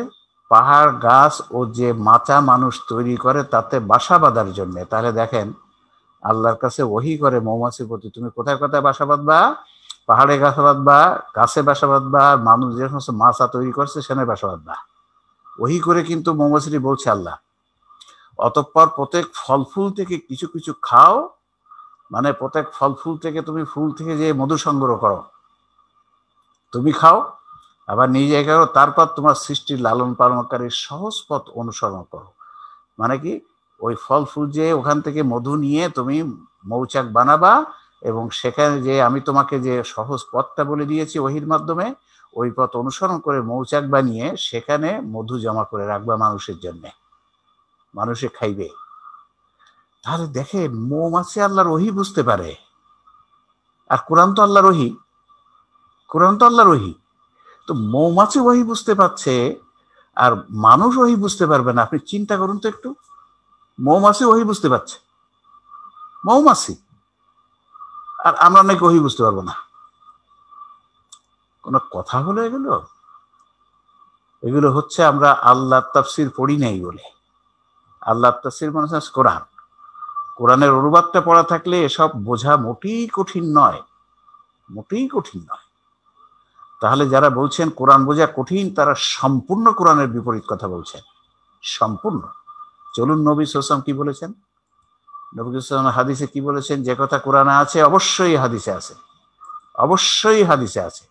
চলুন দেখুন বিশ্ব নবী কি বলেছে, আমাদের প্রিয় নবী, প্রিয় রসুল, পৃথিবীর শ্রেষ্ঠ মানুষ কি বলছে দেখুন। বাংলায় চলে যে আমরা দেখুন আবু হুরায়রা রাদিয়াল্লাহু আনহু বলেছেন, নিশ্চয়ই দিন একটি সহজ বিষয়, যে ব্যক্তি দিনের ব্যাপারে কাঠিন্য করে দিন তাকে পরাজিত করে দেয়। কি সাংঘাতিক কথা! দিন মানে দিন ইসলাম, আর দিনের মেইন বইটা কোনটা? কোরআন। তাহলে বলছে কোরআন দিনের ব্যাপারে কাঠিন্য করে করো না, যে কঠিন করবে তার দিন তাকে পরাজিত করবে। অর্থাৎ কোরআন কঠিন নয়, কোরআন সহজ। কোরআন যদি তুমি কঠিন বলো তাহলে পরাজিত হয়ে যাবে, কারণ মানুষ কোরআন বুঝবে না, কোরআনের দিকে এগোবে না, কোরআন পড়তে ভয় পাবে, আর শয়তান ধোঁকা দিয়ে ফেলে দিবে সাগরে, আগুনে ঢুকাই দিবে, দিন তাকে পরাজিত করে দিবে। আর আমরা বলছি এর বোঝা ভীষণ কঠিন, ভীষণ কঠিন, যাতে কোরআনটা না পড়ে, অন্য বই পড়ে, অন্য বই পড়ে জ্ঞান অর্জন করে। এরপরে দেখুন আরেকটা হাদিস, এখানে বলছে তোমরা শিক্ষা দাও এবং সহজ করো এবং কঠিন করো না। সহজ করো, কঠিন করো না, কারণ দিন কঠিন নয়, ইসলাম কঠিন নয়, ইসলাম জানাও কঠিন নয়, বোঝাও কঠিন নয়, পালন করাও কঠিন নয়। কিন্তু আমাদের কাছে এটাকে কঠিন করে প্লেস করা হয়েছে, কঠিন করে, ঠিক নয়। তাহলে আমরা বুঝলাম যে অত্যন্ত সহজ, কোরআন বোঝা খুব সহজ। যারা বলেন কোরআন বোঝা খুব কঠিন, তারা কোরআনের বিপরীত কথা বলেন, স্পষ্ট বিপরীত কথা বলেন, হাদিসের স্পষ্ট বিপরীত কথা বলেন। এটা বলে মুসলমান জাতির মনে কোরআন সম্পর্কে ভয় ঢুকিয়ে দেওয়া হয়েছে। ওরে বাবা, উদ্ধারে যাস না, ও পড়তে গেলে কি ভুল টুল শিখে যাবি জাহান্নামে। জাস্ট উল্টা কথা, জাস্ট উল্টা কথা। নবী বললেন হাদিস পড়ছে কোরআন পড়ে নেই, সে যাবে জাহান্নামে। ফিকা পড়ছে কোরআন পড়ে নেই, ও যাবে জাহান্নামে। আর আমাদের বলা হচ্ছে কোরআন বোঝা ভীষণ কঠিন, ওটা বুঝতে গেলে গোমরা হয়ে যাবা, মানে কি জাহান্নামে যাবা। গোমরা মানে কি? গোমরা মানে বিপদ, বিপদে মানে কি জাহান্নাম। জাস্ট উল্টা কথা, জাস্ট উল্টা কথা। অবাক কাণ্ড, এ সমস্ত অবাক কাণ্ড। রাইট, এখন চলুন আমরা দেখি, তাহলে বোঝাও সহজ, আপনারা ঘাবড়াবেন না। আমরা এই অনুষ্ঠানে আমরা কোরআন বোঝার এমন পদ্ধতি আপনাদেরকে দেখাই দিব যে আপনি কোরআন থেকে সহজেই আপনার জীবন পরিচালনার জ্ঞানগুলো নিয়ে নিতে পারবেন, সহজেই নিতে পারবেন। আর এখন অনুবাদ আছে সব গ্রন্থে, সব ভাষায়। কোরআনের হবে জ্ঞান অর্জনের মূলনীতি, কোরআনের জ্ঞান অর্জনের মূলনীতি। আপনারা কি যারা আমাদের আলোচনা বা আমাদের এই বিষয়ের বই পড়েন নাই, তারা কি কোরআনের জ্ঞান অর্জন করার মূলনীতি বা 1 নম্বর মূলনীতি কি, একথা কি কেউ বলতে পারবেন? কোরআনের জ্ঞান অর্জন করার 1 নম্বর মূলনীতি কি? জি স্যার, পরস্পর বিরোধী কোনো আয়াত থাকবে না। যারা আগে শোনেন নাই তাদের বলছি, তারা বলবেন না। আমাদের কাছ থেকে যারা আগে শুনেছেন তারা তো বলতে পারবেনই, যারা শোনেন নাই তাদের কাছে জিজ্ঞাসা করে দেখবেন। আমরা দেখাবো সামনে, আপনার সামনে স্লাইড দেখাবো। এই 1 নম্বর মূলনীতি শেখানো হয় না পৃথিবীর কোথাও, পৃথিবীর কোথাও শেখানো হয় না। এক অবাক কাণ্ড, এক অবাক কাণ্ড। পৃথিবীর কোথাও শেখানো হয় না, উল্টা কথা শেখানো হয়। কেমনি আমরা কোরআন বুঝবো? চলুন দেখুন, কি হতবাক হয়ে যাওয়ার মতো বিষয় সব। একটা জাতিকে, পৃথিবীর শ্রেষ্ঠ জাতিকে কিভাবে ধ্বংস করে দেওয়া হয়েছে। দেখুন, ব্যবহারিক গ্রন্থের মূলনীতি জানার গুরুত্ব। ব্যবহারিক গ্রন্থ, applied science, Quran is applied science, applied কিতাব, ব্যবহারিক কিতাব। দেখেন, আমি সার্জন, আমি অপারেশন করি, আপনারা জানেন। চিকিৎসা বিজ্ঞান, আমি এখানে আমার কম্পিউটারে অসন্তত্ব আসে নাই, তো আছে চিকিৎসা বিজ্ঞান। আপনারা যদি দেখেন, আমি সার্জন, আমি লন্ডন থেকে পড়ে আসছি FRCS করা, এই পিত্তপাথরের মডার্ন টেকনোলজি দিয়ে অপারেশন করা। আমি যদি সার্জারির মূলনীতি না জানি, জেনে অপারেশন করি, যত অপারেশন করবো সব রোগী মরে যাবে, সব কটা রোগী মরে যাবে। এবং এই জন্যে মেডিকেল কলেজে প্রথমেই শেখানো হয় principal of surgery, principal of medicine, principal of gynaecology, মানে সার্জারির মূলনীতি। মেডিসিনের মূলনীতি, গাইনির মূলনীতি, চক্ষুর মূলনীতি, অর্থাৎ তারপরে আপনার অর্থোপেডিক্সের মূলনীতি, এই মূলনীতি একটা আলাদা সাবজেক্ট থাকে। এটাকে পাশ না করলে পাশ করানোই হয় না, কারণ মূলনীতি জানে না সে সব মেরে ফেলবে। তাহলে কি বোঝা গেল যে মূলনীতি জানা খুব ভীষণ দরকার, যে একটা বিষয়ের জ্ঞান অর্জন করার মূলনীতি কি। এখন দুটো জিনিস দেখবেন, একটা হচ্ছে জ্ঞান অর্জন করার মূলনীতি, কোরআনের জ্ঞান অর্জন করার মূলনীতি, আর কোরআনের তাফসীর করার মূলনীতি, দুটো জিনিস কিন্তু একটু ভিন্ন জিনিস। মেডিকেলের ছাত্ররা মেডিসিনের বই পড়ে জ্ঞান অর্জন করে, আর যিনি বইটা লিখেছেন তিনি কিন্তু আরেকটু উপরের স্তরে হবেন। লিখেছেন যিনি, আর ছাত্ররা ওই বইটা পড়ে জ্ঞান অর্জন করে। আমরা কোরআনের অনুবাদ পড়ে জ্ঞান অর্জন করছি, তাহলে কোরআনের জ্ঞান অর্জনের মূলনীতি হচ্ছে সেটি। আর তাফসীরের মূলনীতি এর থেকে একটু ভিন্ন হবে, সেখানে একটু সামান্য একটু ভিন্ন, অধিকাংশই এক থাকবে, একটা জিনিস একটু আগে আসবে। দেখুন, এই যে কোরআনের জ্ঞান অর্জন করার মূলনীতি, অর্থাৎ principle of acquiring Quranic knowledge, principle of acquiring Quranic knowledge পৃথিবীর কোথাও পড়ানো হয় না। আর তাফসীরের যে মূলনীতি, সেখানে এই প্রিন্সিপাল অফ কোরআনের জ্ঞান অর্জনের যে মূলনীতি, সেটা সব ওখানে থাকবে। সাথে তাফসীরের মূলনীতির মধ্যে আসবে আরবি ভাষার গুরুত্বটা বেশি আসবে উপরে। কিন্তু কোরআনের জ্ঞান অর্জনের মূলনীতি আমি যত কোর্স আছে পৃথিবীতে কোথাও পড়ানো হয় না। হতবাক হয়ে যাওয়ার মতো বিষয় এগুলো, কিভাবে ঘটনাগুলো ঘটানো হয়েছে। আমরা সেটাও আমাদের এই ফরিনাম কোরআন শিক্ষা কোর্সে আমরা আলোচনা করছি, সেগুলো যে গভীর কি ষড়যন্ত্র করেছে এটা। চলুন একটু দেখি। চিকিৎসা বিজ্ঞানের মূলনীতি না জেনে কোনো সার্জন, কোনো ডাক্তার যদি চিকিৎসা করে, তার সব রোগীগুলো মরে যাবে। আর কোরআনের জ্ঞান অর্জনের মূলনীতি শেখানোর বিষয়ে মুসলিম বিশ্বের বাস্তব অবস্থা বলে ফেলেছি। পৃথিবীর কোথাও যত কোরআন শিক্ষা কোর্স আছে, খালি সহিহ তেলাওয়াত শেখায় অধিকাংশ জায়গায়, দুই একটা জায়গায় সহিহ তেলাওয়াতের সাথে গ্রামার শেখায়, কিন্তু মূলনীতি কি সেটা শেখানো হয় না। দেখেন, কোরআন রিসার্চ ফাউন্ডেশন, আমরা গবেষণা করে সরাসরি কোরআনে লেখা আছে যে মূলনীতিগুলো সরাসরি কোরআনে লেখা আছে এবং হাদিসে লেখা আছে। আমরা পেয়েছি যে কোরআনের জ্ঞান অর্জনের যে মূলনীতি আমাদের গবেষণায় কোরআনে লেখা আছে, হাদিসেও আছে, 9টি মূলনীতি। এবং সেই 9টি মূলনীতি কি, আপনারা এই 9টি মূলনীতির অন্তত একটা তো মনে রাখতেই হবে, বাকিগুলো আপনারা একটু খেয়াল রাখবেন। এখানে থাকবে, আমাদের বই আছে, এটা তো রেকর্ড থাকবে, আপনারা রেকর্ডগুলো আবার দেখে নেবেন। এই মূলনীতি যদি আপনি মনে রাখতে পারেন, বিশেষ করে প্রথম মূলনীতিটা মনে রাখতে পারেন, আপনি যে কোনো তাফসীর গ্রন্থ বা অনুবাদ গ্রন্থ পড়লে ওখানে ভুল থাকলে আপনি নিজে ধরতে পারবেন। আপনি নিজেই ধরতে পারবেন যে কথাটা ঠিক না, কথাটা ঠিক না। এমন চমৎকার কথা সব আল্লাহ রাব্বুল আলামিন কোরআনে বলে রেখেছে, আমার শিখাই দিয়েছে যে আমরা যেন ধোঁকাবাজিগুলো, কোরআনের আরবি আয়াতে কেউ কোনো ভুল ঢোকাতে পারবে না, কিন্তু অনুবাদে তাফসীরে ভুল একটা হতে পারে অনিচ্ছাকৃত, আর এখন কিন্তু ইচ্ছাকৃতভাবে ভুল তাফসীর করা হচ্ছে, ভুল অনুবাদ করা হচ্ছে ইচ্ছাকৃতভাবে। আর অনিচ্ছাকৃত তো কিছু কিছু তো হতে পারে, মানুষের তো ভুল। আমরা যে অনুবাদ করেছি সেখানে যে কোনো ভুল নাই, এই কথা আমরা বলতে পারবো না। আমি তো মানুষ, আমরা তো মানুষ। এই জন্য আল্লাহ রাব্বুল আলামিন মূলনীতি বলে দিয়েছে যে মূলনীতিগুলো যদি আপনার আমার জানা থাকে, তাহলে আপনি ওখানে কি ভুল আছে আপনি নিজেই ধরতে পারবেন। আমাদের এই মূলনীতিগুলো আলহামদুলিল্লাহ আমরা খুব ভালো করে রপ্ত করেছি। ফলে আমরা যে অনুবাদখানি লিখেছি, আমরা কিন্তু যে সময় এটা লিখেছি, আমার নিজের সে সময় আরবি গ্রামারের জ্ঞান ছিল না বললেই চলে, খুবই সামান্য, কিন্তু আমাদের মূলনীতিগুলো খুব ভালো করে জানা ছিল। ফলে আমরা বড় বড় তাফসিরে অর্থ নেইনি, বিরাট বিখ্যাত বিখ্যাত লেখকের তাফসিরে আমরা অর্থ নেইনি যে না এটা হবে না, কারণ আমরা ওই মূলনীতি জানি, principal of acquiring Quranic knowledge আমরা জানি। দেখুন সেই প্রিন্সিপালগুলো কি, আপনারা এটা একটু মনে রাখা খুবই সহজ, খুবই সহজ।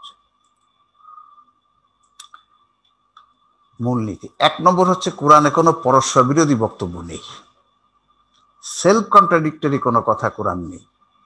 একটা আয়াত আর একটা আয়াতের বিরোধী কখনোই হবে না, একটা আয়াত আর একটা আয়াতের সম্পূরক হবে বা অতিরিক্ত হতে পারে, বিরোধী হবে না। যখনই আপনি দেখবেন যে একটা আয়াতের অর্থ ওই আয়াতটা তো বিরোধী হয়ে গেলে না, হবে না, এখানে কোনো একটা সমস্যা আছে।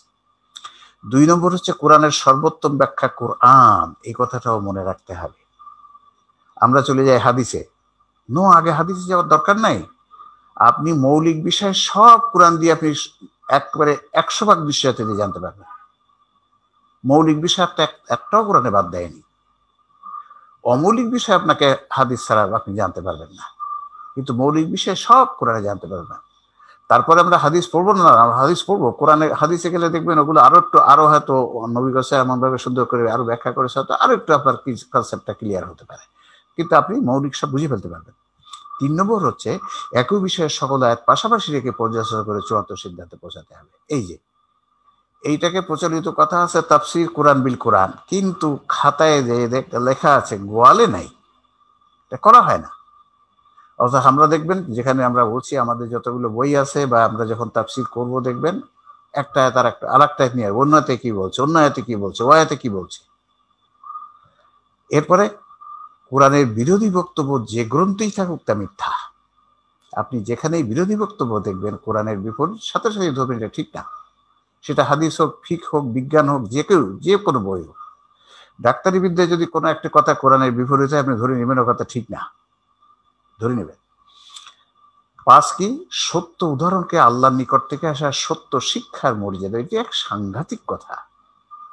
সত্য উদাহরণ, যদি যে সত্য উদাহরণ আপনি দেখবেন ধরে এটা হচ্ছে আল্লাহর নিকট থেকে আসা সত্য শিক্ষা, এটা সূরা বাকারা 26 নম্বর আয়াত, আপনারা মনে রাখবেন সূরা বাকারা 26 নম্বর আয়াতে আল্লাহ এই কথা বলছেন, ইন্নাল্লাহা লা ইয়াস্তাহি আন ইয়াদরিবা মাসালাম মা বাউদাতান ফামা ফাওকাহা।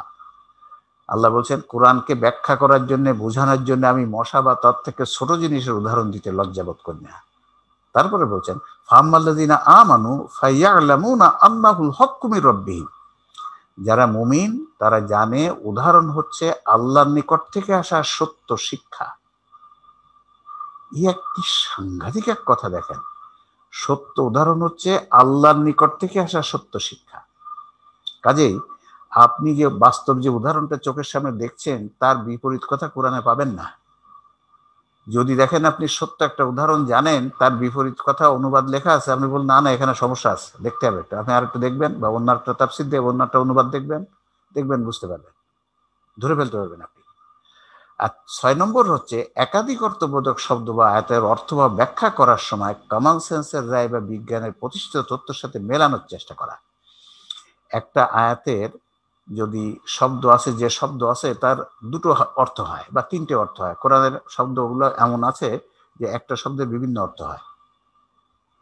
যেমন আমরা দেখেন মাথা, বাড়ির যে কর্তা তাকে আমরা কি বাড়ির মাথা, বাড়ির নেতা, বাড়ির কর্তা, বাড়ির মালিক, একটা জিনিস বিভিন্ন ইয়ে দিয়ে বোঝানো যায়। ঠিক ওই রকম কোরআনেরও মূল যে শব্দ কিওয়ার্ড, একটা আয়াতের মূল শব্দ কিন্তু 1-2 থাকে, আর বাকি সব কিন্তু সাধারণ শব্দ। কিওয়ার্ড থাকে 1-2। এই কিওয়ার্ড গুলোর অনেকগুলো অর্থ হতে পারে। তো যদি এরকম হয় যে একটা আয়াতে দেখলেন একটা যে কিওয়ার্ড মূল শব্দটা তার অনেকগুলো অর্থ হয়, কোন অর্থটা আপনি নিবেন, কিভাবে সেটা বুঝবেন? দেখেন যে অর্থটা নিলে আপনার কমন সেন্সের রায়ের সাথে মিলে ওই অর্থ ব্যাখ্যা করে মিলানো যায় কিনা, যদি যায় সেইটা সঠিক হওয়ার সম্ভাবনা অনেক বেশি। অথবা বিজ্ঞানের প্রতিষ্ঠিত তথ্যের সাথে মেলে যে অর্থটা ব্যাখ্যা করলে মেলানো যায় ওইটা নিবেন, ওইটার দিকে ব্যাখ্যা করে যাওয়ার চেষ্টা করবেন। এই এক চমৎকার কথা কিন্তু, কারণ এই যে কমন সেন্সটা আল্লাহ দিয়েছে বিজ্ঞান প্রতিষ্ঠিত তথ্য, কমন সেন্সের সর্বসম্মত রায় আকলের সালিমের বিরুদ্ধে কথা কোরআনে নেই। কাজেই যেটা যদি 2-3টে অর্থ হয় তাহলে এইভাবে চেষ্টা করতে হবে যে কোন অর্থটা আপনি নিবেন সেটা। এরপরে দেখুন 6 গেল। 7 কি? 7 হচ্ছে আল কোরআনের শিক্ষা রহিত হওয়া কোনো আয়াত নেই, তথা কোরআনের সকল আয়াতে শিক্ষা চালু আছে, বিষয়টি মনে রাখতে হবে। কোরআনের সকল আয়াতে শিক্ষা চালু আছে, কিন্তু বর্তমান মুসলিম বিশ্বে শেখানো হয় কোরআনের কিছু আয়াতের তেলাওয়াত আছে, শিক্ষা নাই। আমরা সেটা দেখাবো, কিন্তু না, কথা মোটেই সঠিক নয়। কোরআনের যত আয়াত আছে সব শিক্ষা চালু আছে, কথাটা মনে রাখবেন। আর 8 হচ্ছে যে বিষয়ে কোরআনে নেই সেটি ইসলামের মৌলিক বিষয় নয়। কোরআনে যেটা নেই এটা আপনি চোখ বন্ধ করে বলে দেবেন এটা মৌলিক বিষয় নয়, এটা যদি হাদিসে থাকে এটা অমৌলিক বিষয়, মৌলিক নয়। আর 9 হচ্ছে আরবি ভাষা ও গ্রামারের জ্ঞান। আমরা যারা অনুবাদ পড়ে শিখতে চাচ্ছি তারা আরবি ভাষার জ্ঞান তো মানে আরবি ভাষা তেলাওয়াত তো আমাদের শিখতে হবে, কারণ সালাতে কোরআন তেলাওয়াত করতে হবে, কাজে তেলাওয়াত শিখতে হবে। যারা আমরা শিক্ষিত তাদের আরবি গ্রামার শেখার কিছু চেষ্টা অবশ্যই করতে হবে, কারণ আল্লাহ ধরবে তোমরা তো ইংরেজি শিখেছিলে, আবার আরবিটা শেখো নাই কেন, সেটা ধরবে। কাজে আমরা যারা অনুবাদ পড়ে কোরআন জানতে চাই তাদের আরবি ভাষা গ্রামারের জ্ঞানটা 9 নম্বর পজিশনে থাকলে চলবে। কিছু জ্ঞান থাকলে আপনি ওই ডিকশনারিটা দেখতে পারার মতো জ্ঞান থাকলে হবে, কিন্তু তেলাওয়াত সবাইকে শিখতে হবে, সহি তেলাওয়াত। আর যখন আমরা তাফসির করতে যাই যদি কেউ, তখন এই আরবি ভাষা গ্রামারের জ্ঞানটা, এই বাকি সবগুলোই থাকবে, কিন্তু আরবি ভাষা গ্রামারের জ্ঞানটা তখন তার প্রথমে আসবে, কারণ আরবি ভাষার গ্রামার না থাকলে তো গ্রামারের জ্ঞান না থাকলে তাফসির করতেই পারবে না, তাকে তো আরবি ভাষা জানতে হবে। তাফসির করতে গেলে তখন আরবি ভাষার জ্ঞান থাকতে হবে, আর বাকি একটি অবশ্যই থাকতে হবে, বাকি একটি না থাকলে সে তাফসির করতে পারবে না। এটা হচ্ছে সরাসরি কোরআন হাদিসে কথা লেখা আছে, সরাসরি। আমরা সেগুলো যখন আয়াত আসবে আপনাদেরকে দেখাবো।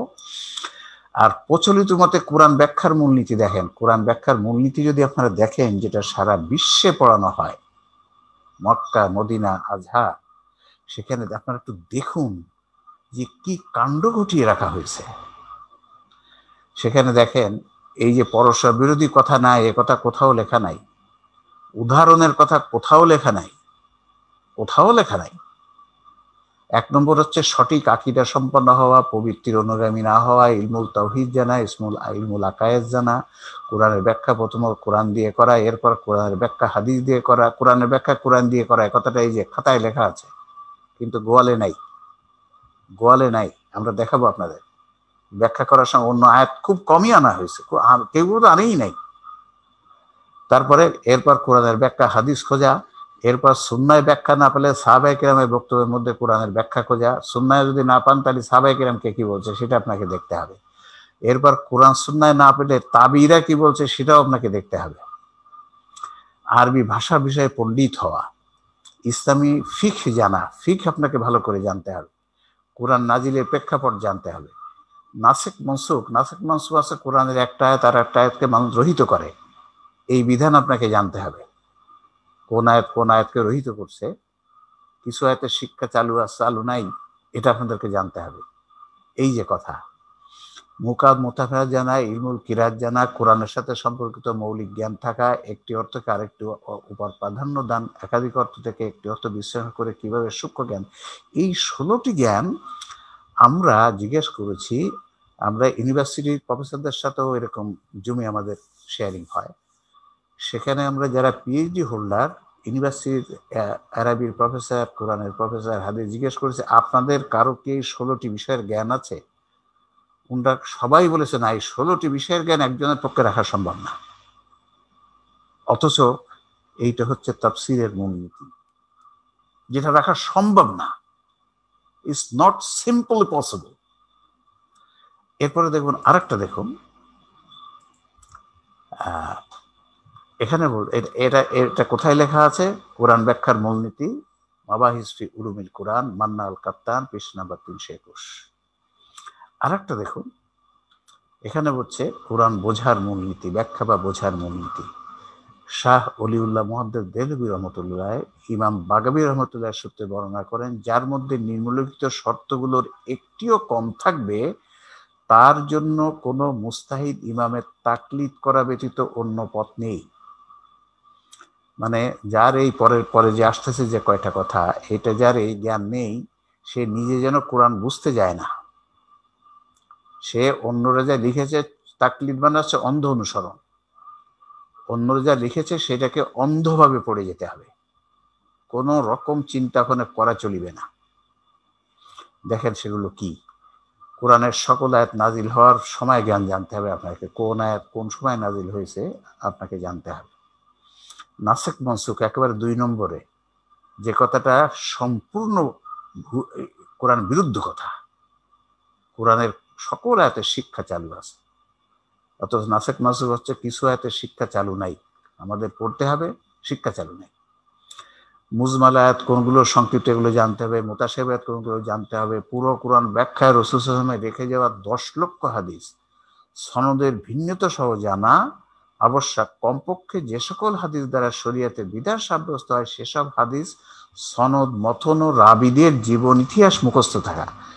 দেখুন 10 লক্ষ অথবা অথবা কমপক্ষে সে সকল হাদিস যেগুলো শরীয়তে বিধিমান, তার ধরো এটা যদি 1 লক্ষ 2 লক্ষ হয়, 1 লক্ষ যদি হয়, 50,000 হাদিস হয় যদি হয়, তাহলে আপনাকে সেগুলো ভালো করে মুখস্থ থাকতে হবে।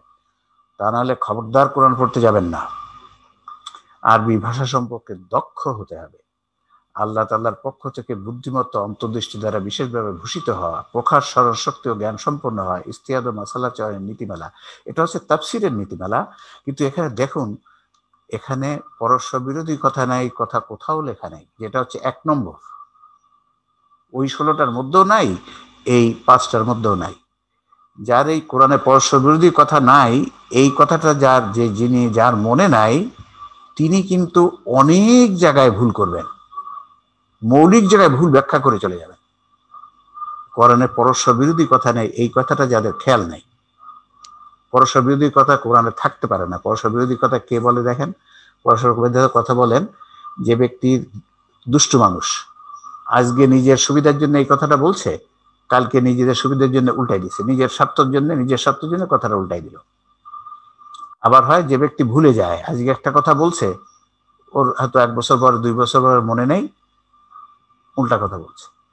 আর হচ্ছে যার জ্ঞানের অভাব, আজকে জ্ঞানে একটা কথা বলছে, 5 বছর পরে নতুন জ্ঞান আসছে, কথাটা উল্টা করে বলছে।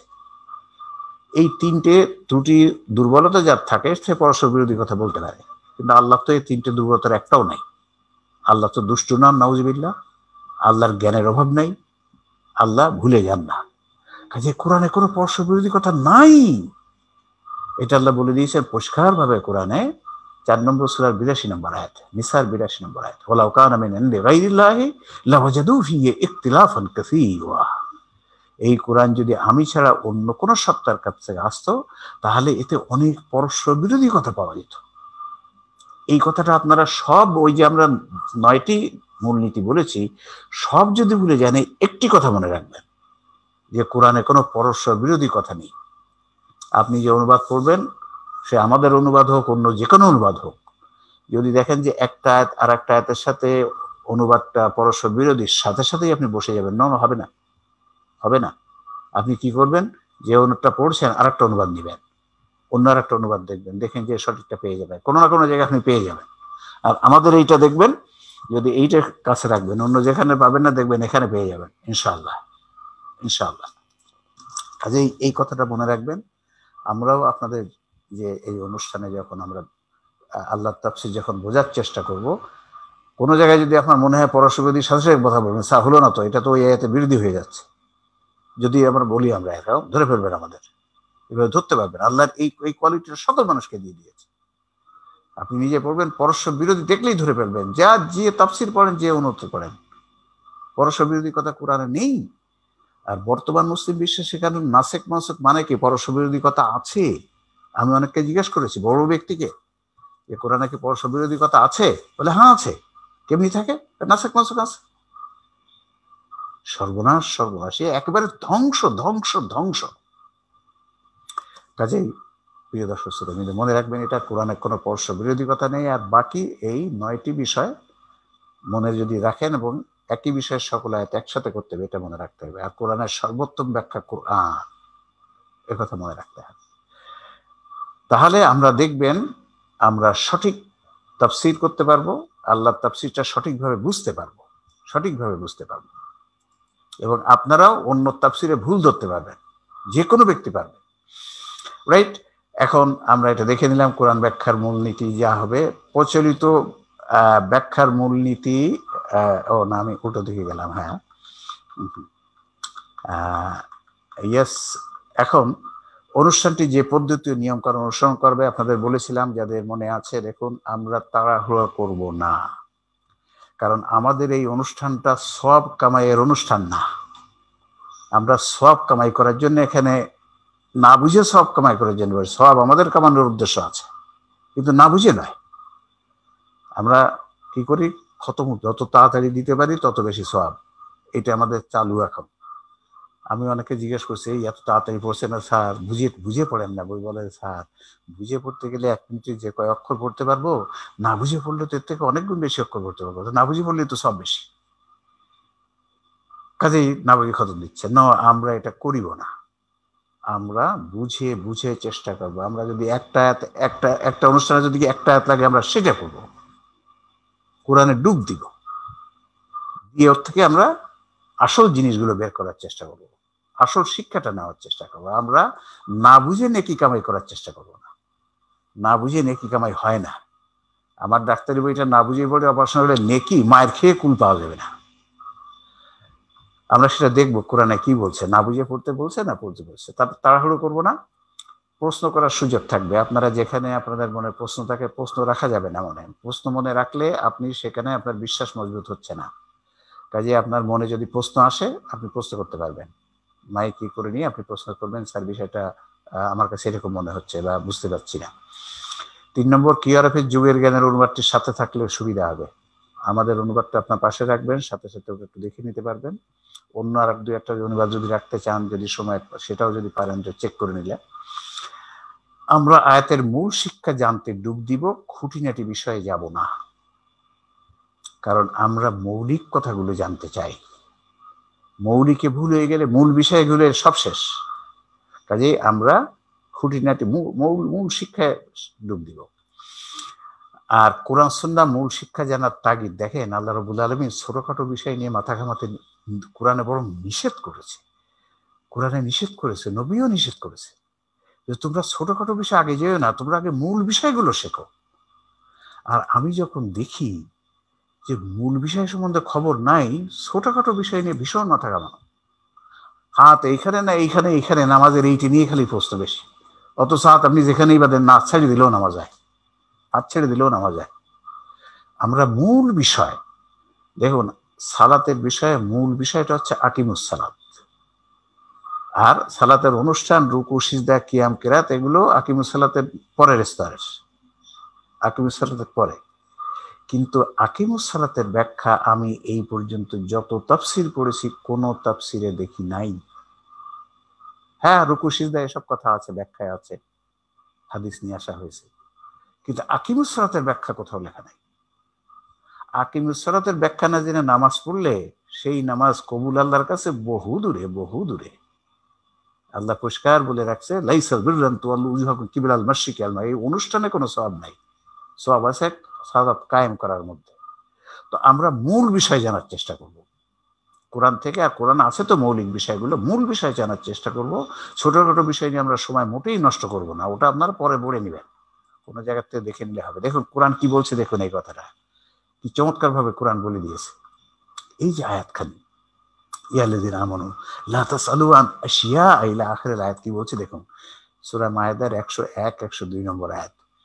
হে যারা ঈমান এনেছো, তোমরা এমন বিষয়ে প্রশ্ন করো না যা তোমাদের নিকট প্রকাশিত হলে তোমরাই কষ্ট পাবে। আর কোরআন নাজিলের সময় তোমরা যদি সেসব বিষয়ে প্রশ্ন করো তাহলে তা তোমাদের নিকট প্রকাশ করা হবে। আল্লাহ সেসব ক্ষমা করেছেন, আর আল্লাহ অতি ক্ষমাশীল ও পরম সহনশীল। তোমাদের পূর্বে এক সম্প্রদায় এমন প্রশ্ন করেছিল, অতঃপর তারা সেসব বিষয়ে অবিশ্বাসী হয়ে গিয়েছিল। আপনারা দেখুন কি কথা আল্লাহ বলে রাখছে, তোমরা এমন বিষয়ে প্রশ্ন করো না যা তোমাদের নিকট প্রকাশিত হলে তোমরাই কষ্ট পাবে। আর কোরআন নাজিলের সময় তোমরা যদি সেসব বিষয়ে প্রশ্ন করো তাহলে তা তোমাদের নিকট প্রকাশ করা হবে, এগুলো আল্লাহ ক্ষমা করে দিয়েছে। আর পূর্বের সম্প্রদায় কি করেছে, এই প্রশ্ন করে করে ওই সূক্ষ্ম সূক্ষ্ম বিষয় বের করে নিয়ে এই বিষয় পালন করতে যে আসলে তারা অবিশ্বাসী হয়ে গেছে, ওই নিয়ে মারামারি শুরু করে দিয়েছে। হাত এখানে বাঁধবো ওইখানে বাঁধবো, এই নিয়ে মারামারি, জল্লিন নিয়ে মারামারি। তাহলে আমরা ঠিক কোরআনের এই কথা অনুসরণ করবো। আমরা আয়াতগুলোর থেকে মূল শিক্ষাটা আমরা নিব, মূল শিক্ষা। নবী কি বলেছে এই ব্যাপারে দেখুন, নবীর হাদিস, বুখারীর হাদিস। আবু হুরায়রা রাদিয়াল্লাহু বলেছেন, আমি যে সম্পর্কে তোমাদের বলিনি সে সম্পর্কে তোমরা আমাকে জিজ্ঞাসা করো না, কারণ তোমাদের পূর্ববর্তী উম্মতগণ তাদের নবীগণের নিকট অধিক প্রশ্ন করা এবং নবীগণের সুন্নাহ নিয়ে নিজেদের মধ্যে মতবিরোধের কারণে ধ্বংস হয়েছে। দেখেন কি কথা নবী সাল্লাল্লাহু আলাইহি ওয়াসাল্লাম বলে দিয়েছেন, ঠিক কোরআনের ব্যাখ্যা।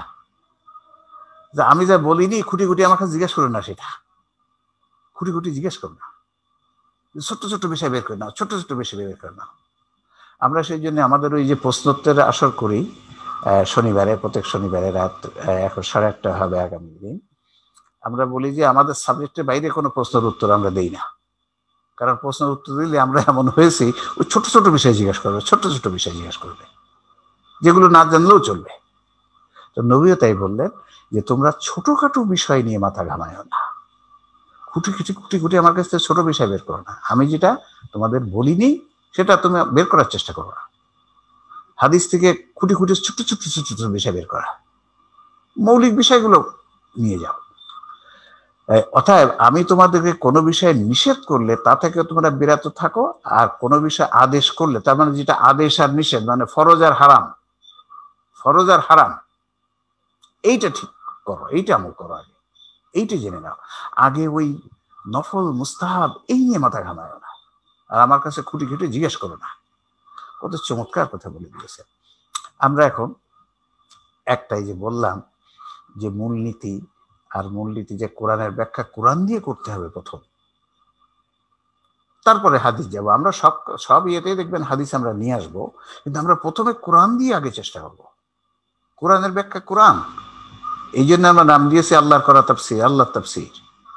একটা আয়াত আর একটা আয়াতের ব্যাখ্যা, আমরা একটা আয়াত বোঝানোর যে আর একটা আয়াত নিয়ে আসবো, দেখেন এই আয়াত দিয়ে দেখেন এটা মিলান, এই তিনটে মিলান, এই হলো শিক্ষা, এই হলো এর থেকে শিক্ষা, যেটা নিশ্চিত। একটা উদাহরণ আপনাদেরকে দেই। গতদিন আমরা বলেছিলাম, এই উদাহরণ আপনাদেরকে দেখাইনি। আপনারা কি জানেন, যারা আগে আমাদের কাছ থেকে শোনেন না এই বিষয়টি, তারা কি বলবেন? আল কোরআনে আবু হানিফা রহমতুল্লাহ আলাইহি এবং তার যে শিষ্যরা ছিল তাদের কথা কোরআনে লেখা থাকার কথা না থাকার কথা? যারা আমাদের কাছে আগে শোনেননি তারা একটু উত্তর দিবেন যে আবু হানিফা রহমতুল্লাহ আলাইহির কথা, আমাদের যে ইমাম আবু হানিফা, ইমামে আজম বলা হয়, তার কথা বা তার শাগির্দ যারা ছিল, তার অনুসারী যারা ছিল, তাদের কথা কি কোরআনে লেখা থাকার কথা না থাকার কথা? যারা আগে শোনেননি তারা একটু উত্তর দেন। মোহাম্মদ আরব আলী মাগুরা, কোরআনে কি লেখা? হ্যাঁ, না থাকার কথা। অন্যরা কি বলবেন? না থাকার কথা না থাকার কথা। আব্দুল হিসাব না থাকার কথা। আচ্ছা, কেউ কি বলবেন থাকার কথা? কেউ বলার আছেন যে আবু হানিফা রহমতুল্লাহর কথা কোরআনে থাকার কথা? স্বাভাবিকভাবে মনে হচ্ছে না। কারেক্ট।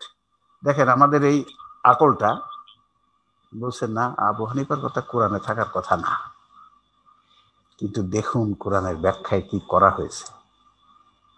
কারণ তারা তো, আমরা এই যে 9টা মূলনীতি দেখালাম, এই মূলনীতি তারা অনুসরণ করে নাই, কারণ এই মূলনীতি শেখানোই হয় না। অনুসরণ করবে কেন?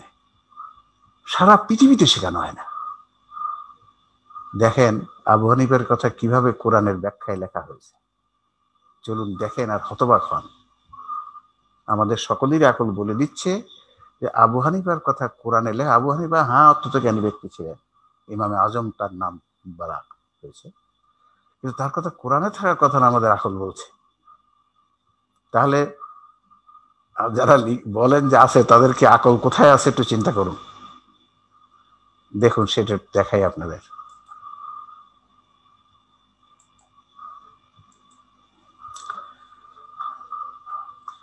এই যে আয়াতখানি সূরা মুহাম্মদের, আপনারা দেখবেন আপনাদের বাসায় এই তাফসিরটা আছে, যে তাফসিরে এটা লেখা আছে, আপনাদের বাসায় আছে, সবার বাসায় আছে। এটা এমন ভাবে দেওয়া হয়েছে, সবার বাসায় আছে। এটা হচ্ছে সূরা মুহাম্মদের 38 নম্বর আয়াত।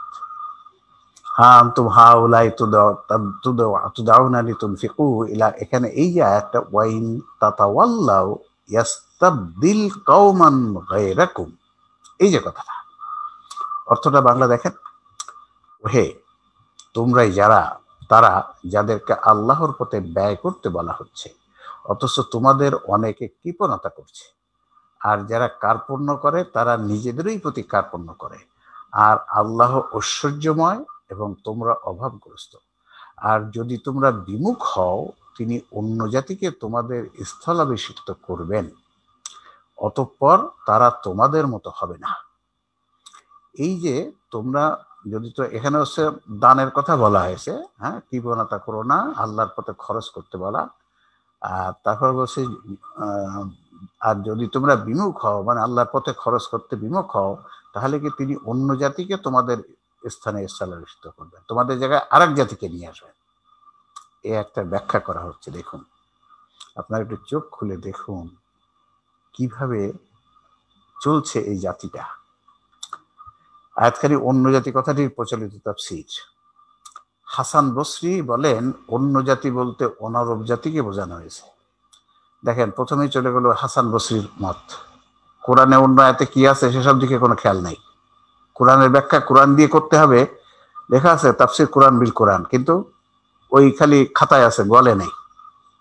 খাতায় আছে, গলে নেই। কাজীর গরু খাতায় আছে, গলে নেই। প্রথমে হাসান বসরি, তারপরে ইকরামা রহমতুল্লাহ বলেন এখানে পার্শ্বিক ও রোমক জাতিকে বোঝানো হয়েছে। ব্যাস, ইকরামার আমি আমাদের মনীষী একজন, তার কথা নিয়ে আসা হলো, নাই অন্য কোন আয়াত। এরপরে বলছে, এরপর আসলো হাদিস। আবু হুরায়রা থেকে বর্ণিত আছে যে রাসূলুল্লাহ যখন সাহাবায়ে কিরামের সামনে এই আয়াত তিলাওয়াত করলেন, তখন তারা আরজ করলেন, ইয়া রাসূলুল্লাহ, তারা কোন জাতি যাদেরকে আমাদের স্থানে আনা হবে? সাহাবায়ে কিরাম জিজ্ঞাসা করছে, আর কোন জাতি? অতঃপর আমরা তাদের মতো শরীয়তের বিধানাবলীর প্রতি বিমুখ হব না, এটা হব না কথাটা হবে, অথবা তারা আমাদের মতো শরীয়তের বিধানাবলীর মতো বিমুখ হবে না। তার মানে তারা আমাদের থেকে উত্তম হবে, সাহাবাদের থেকে উত্তম হবে। কি মনে করেন, ঠিক না? সাহাবাদের থেকে উত্তম হবে এই জাতি। তারপর বলছে রাসূল তখন মজলিসে উপস্থিত সালমান ফার্সি এর উরুতে হাত মেরে বললেন, সে এবং তার জাতি, মানে পারস্য জাতি ফার্সি। তারপরে বলছে, যদি সত্য ধর্ম সপ্তর্ষ মণ্ডলীয়স্থ নক্ষত্রেও থাকতো, তবুও পারস্যের কিছু সংখ্যক লোক সেখানে পৌঁছে সত্য ধর্ম হাসিল করত এবং তা মেনে চলত। তিরমিজি, হাকেম, মাযহারি। ব্যাস, হাদিসের নাম হয়ে গেল এবং নামও কোন বই গ্রন্থে আছে নামও হয়ে গেল। এরপর বলছে, দেখো, শায়েখ জালালউদ্দিন সুয়ুতী, ইনি আমাদের একজন মনীষী, ইমাম আবু হানিফার প্রশংসায় লিখিত গ্রন্থে বলেন, আলোচ্য আয়াতে ইমাম আবু হানিফা ও তার সহচরদের বোঝানো হয়েছে, কেননা তারা পারস্য সন্তান। কোন দলই জ্ঞানের সেই স্তরে পৌঁছেনি যেখানে আবু হানিফা ও তার সহচরগণ পৌঁছেছেন। তাফসিরে মাযহারির প্রান্ত টিকা। তাহলে পেয়ে গেলেন ইমাম আবু হানিফার কথা কোরআনে আছে। চিন্তা করুন, এটা সূরা মুহাম্মাদের 38 নম্বর আয়াত। সূরা মুহাম্মাদের 38 নম্বর আয়াত ব্যাখ্যা করে হয়ে গেল আবু হানিফার কথা এই আয়াতে বলা আছে। ব্যাস, অন্য কোনো আয়াতের আনা হলো না। কোরআনের তাফসীর কোরআন দিয়ে করতে হবে, খাতায় লেখা আছে নাই, তার ধারে কাছেও নাই। কিছু মনীষী অমুকে কি বলেছে, তমুকে কি বলেছে দিয়ে একটা হাদিস বলে দেওয়া হলো, দিয়ে ইমাম আবু হানিফার কথা কোরআনে লেখা আছে। কোন তাফসিরে? দেখুন, তাফসিরে মারিফুল কোরআন, মূল উর্দু রচনা মাওলানা মুফতি মোহাম্মদ শফি রহমতুল্লাহ আলাইহি, অনুবাদ মাওলানা মুহিউদ্দিন খান, প্রথম সংস্করণ মে 1988। এই যে 1988 সালে মুফতি শফি এই শতাব্দীর কথা ধরেন। আপনারা ভাবুন, মাই ডিয়ার পার্টিসিপেন্ট, আপনারা এই প্রশ্নটা কেন বলেন তো দেখি, আপনারা চিন্তা করেন দেখি, এটা আনা হলো কেন? এই ব্যাখ্যাটা এইভাবে কেন আনা হলো, যেখানে কোরআনের অন্য কোনো আয়াত হয়নি, যেখানে আমাদের কমন সেন্স বলছিল থাকার কথা নয়, সেটা দিয়ে দেওয়া হলো। চিন্তা করেন তো কেন এটা করা হয়েছে, এটা কি কারণে করা হয়েছে এরকম তাফসীর? এটা করা হয়েছে ইমাম আবু হানিফাকে অন্য সকল ইমামদের উপরে উঠানোর জন্য। ঠিকই ইমাম শাফি রহমতুল্লাহ লোকজন ওনাকে উপরে ওঠানোর জন্য এরকম বানিয়ে দিয়েছে। এই কাজই মুসলমান জাতিকে দিয়ে করানো হয়েছে, এই কাজই করানো হয়েছে। আমার মতবাদকে প্রতিষ্ঠা করার জন্য বানায় দাও কিছু কথা, অমুকের নাম অমুকের নাম তমুকের নাম, কিছু হাদিস বলে দাও, আমার মতবাদ, আমার আমার দল, আমার যে আমরা বলি এখন যে মাযহাব, আমার মাযহাবকে উপরে ওঠানোর জন্য বানায় দেয়, এরকম বানানো হয়েছে। এটা তাই হতে পারে না। কোরআনের কোন আয়াত নেই, কোরআনের সব আয়াত আনা হলে আমরা যে মূলনীতিগুলো বললাম 9টা, ওই মূলনীতি অনুসরণ করলে এই আয়াতের এই ব্যাখ্যা কখনোই কেউ করতে পারবে না, কখনোই কেউ করতে পারবে না। তাহলে প্রিয় দর্শক শ্রোতাবৃন্দ, এরকম আরো তাফসীর আমরা দেখেছি। সেদিন আমরা আগে একটা দেখেছিলাম, সেখানে সব জায়গাতে খালি অমুকে কি বলছে, তমুকে কি বলছে, এ বলছে তা বলছে, একটার একটা বিরোধী কোরআনের আয়াত সেখানে নাই, খুবই নাই, তাফসীর করে দেওয়া হচ্ছে। ইনশাআল্লাহ আমরা তা করব না। আমরা দেখবেন কোরআনের তাফসীর কোরআনের আয়াত দিয়ে আমরা করব, তত চমৎকারভাবে তাফসীর হবে। এবং সাথে সাথে আমরা যেখানে হাদিস দরকার আমরা অবশ্যই হাদিস আনবো, আমরা হাদিস বাদ দিব না, হাদিস অবশ্যই আনবো, মনীষীদের কথা দরকার হলে সেটাও আনবো, কিন্তু কোরআনের তাফসীর কোরআন দিয়ে করতে হবে, কোরআন দিয়ে করতে হবে। মৌলিক সব বিষয় আপনি কোরআন দিয়ে সমাধান করে ফেলতে পারবেন। তো সেটাই আসলে আপনাদেরকে দেখাবো। আমরা আজকে খালি 9:30 বেজে গেছে, মনে হয়। আর আমরা এখানেই শেষ করি আজকে প্রশ্ন উত্তর দিয়ে আপনাদের, নাকি বলেন? 9:30 হয়ে গেছে, 1.5 ঘন্টা হয়ে গেছে। অথবা আমরা সূরা ফাতিহার একটা আয়াত, খালি প্রথম আয়াতটা আমরা একটু দেখে আজকে শেষ করব, তার যাতে আপনারা একটা আকর্ষণ থাকে যে আজকে খালি আমরা গতদিন যেটা করেছি সেইটাই, ওখানে যেটা আমরা বলি নাই সেরকম একটা বিষয় আজকে একটু বলে নেই।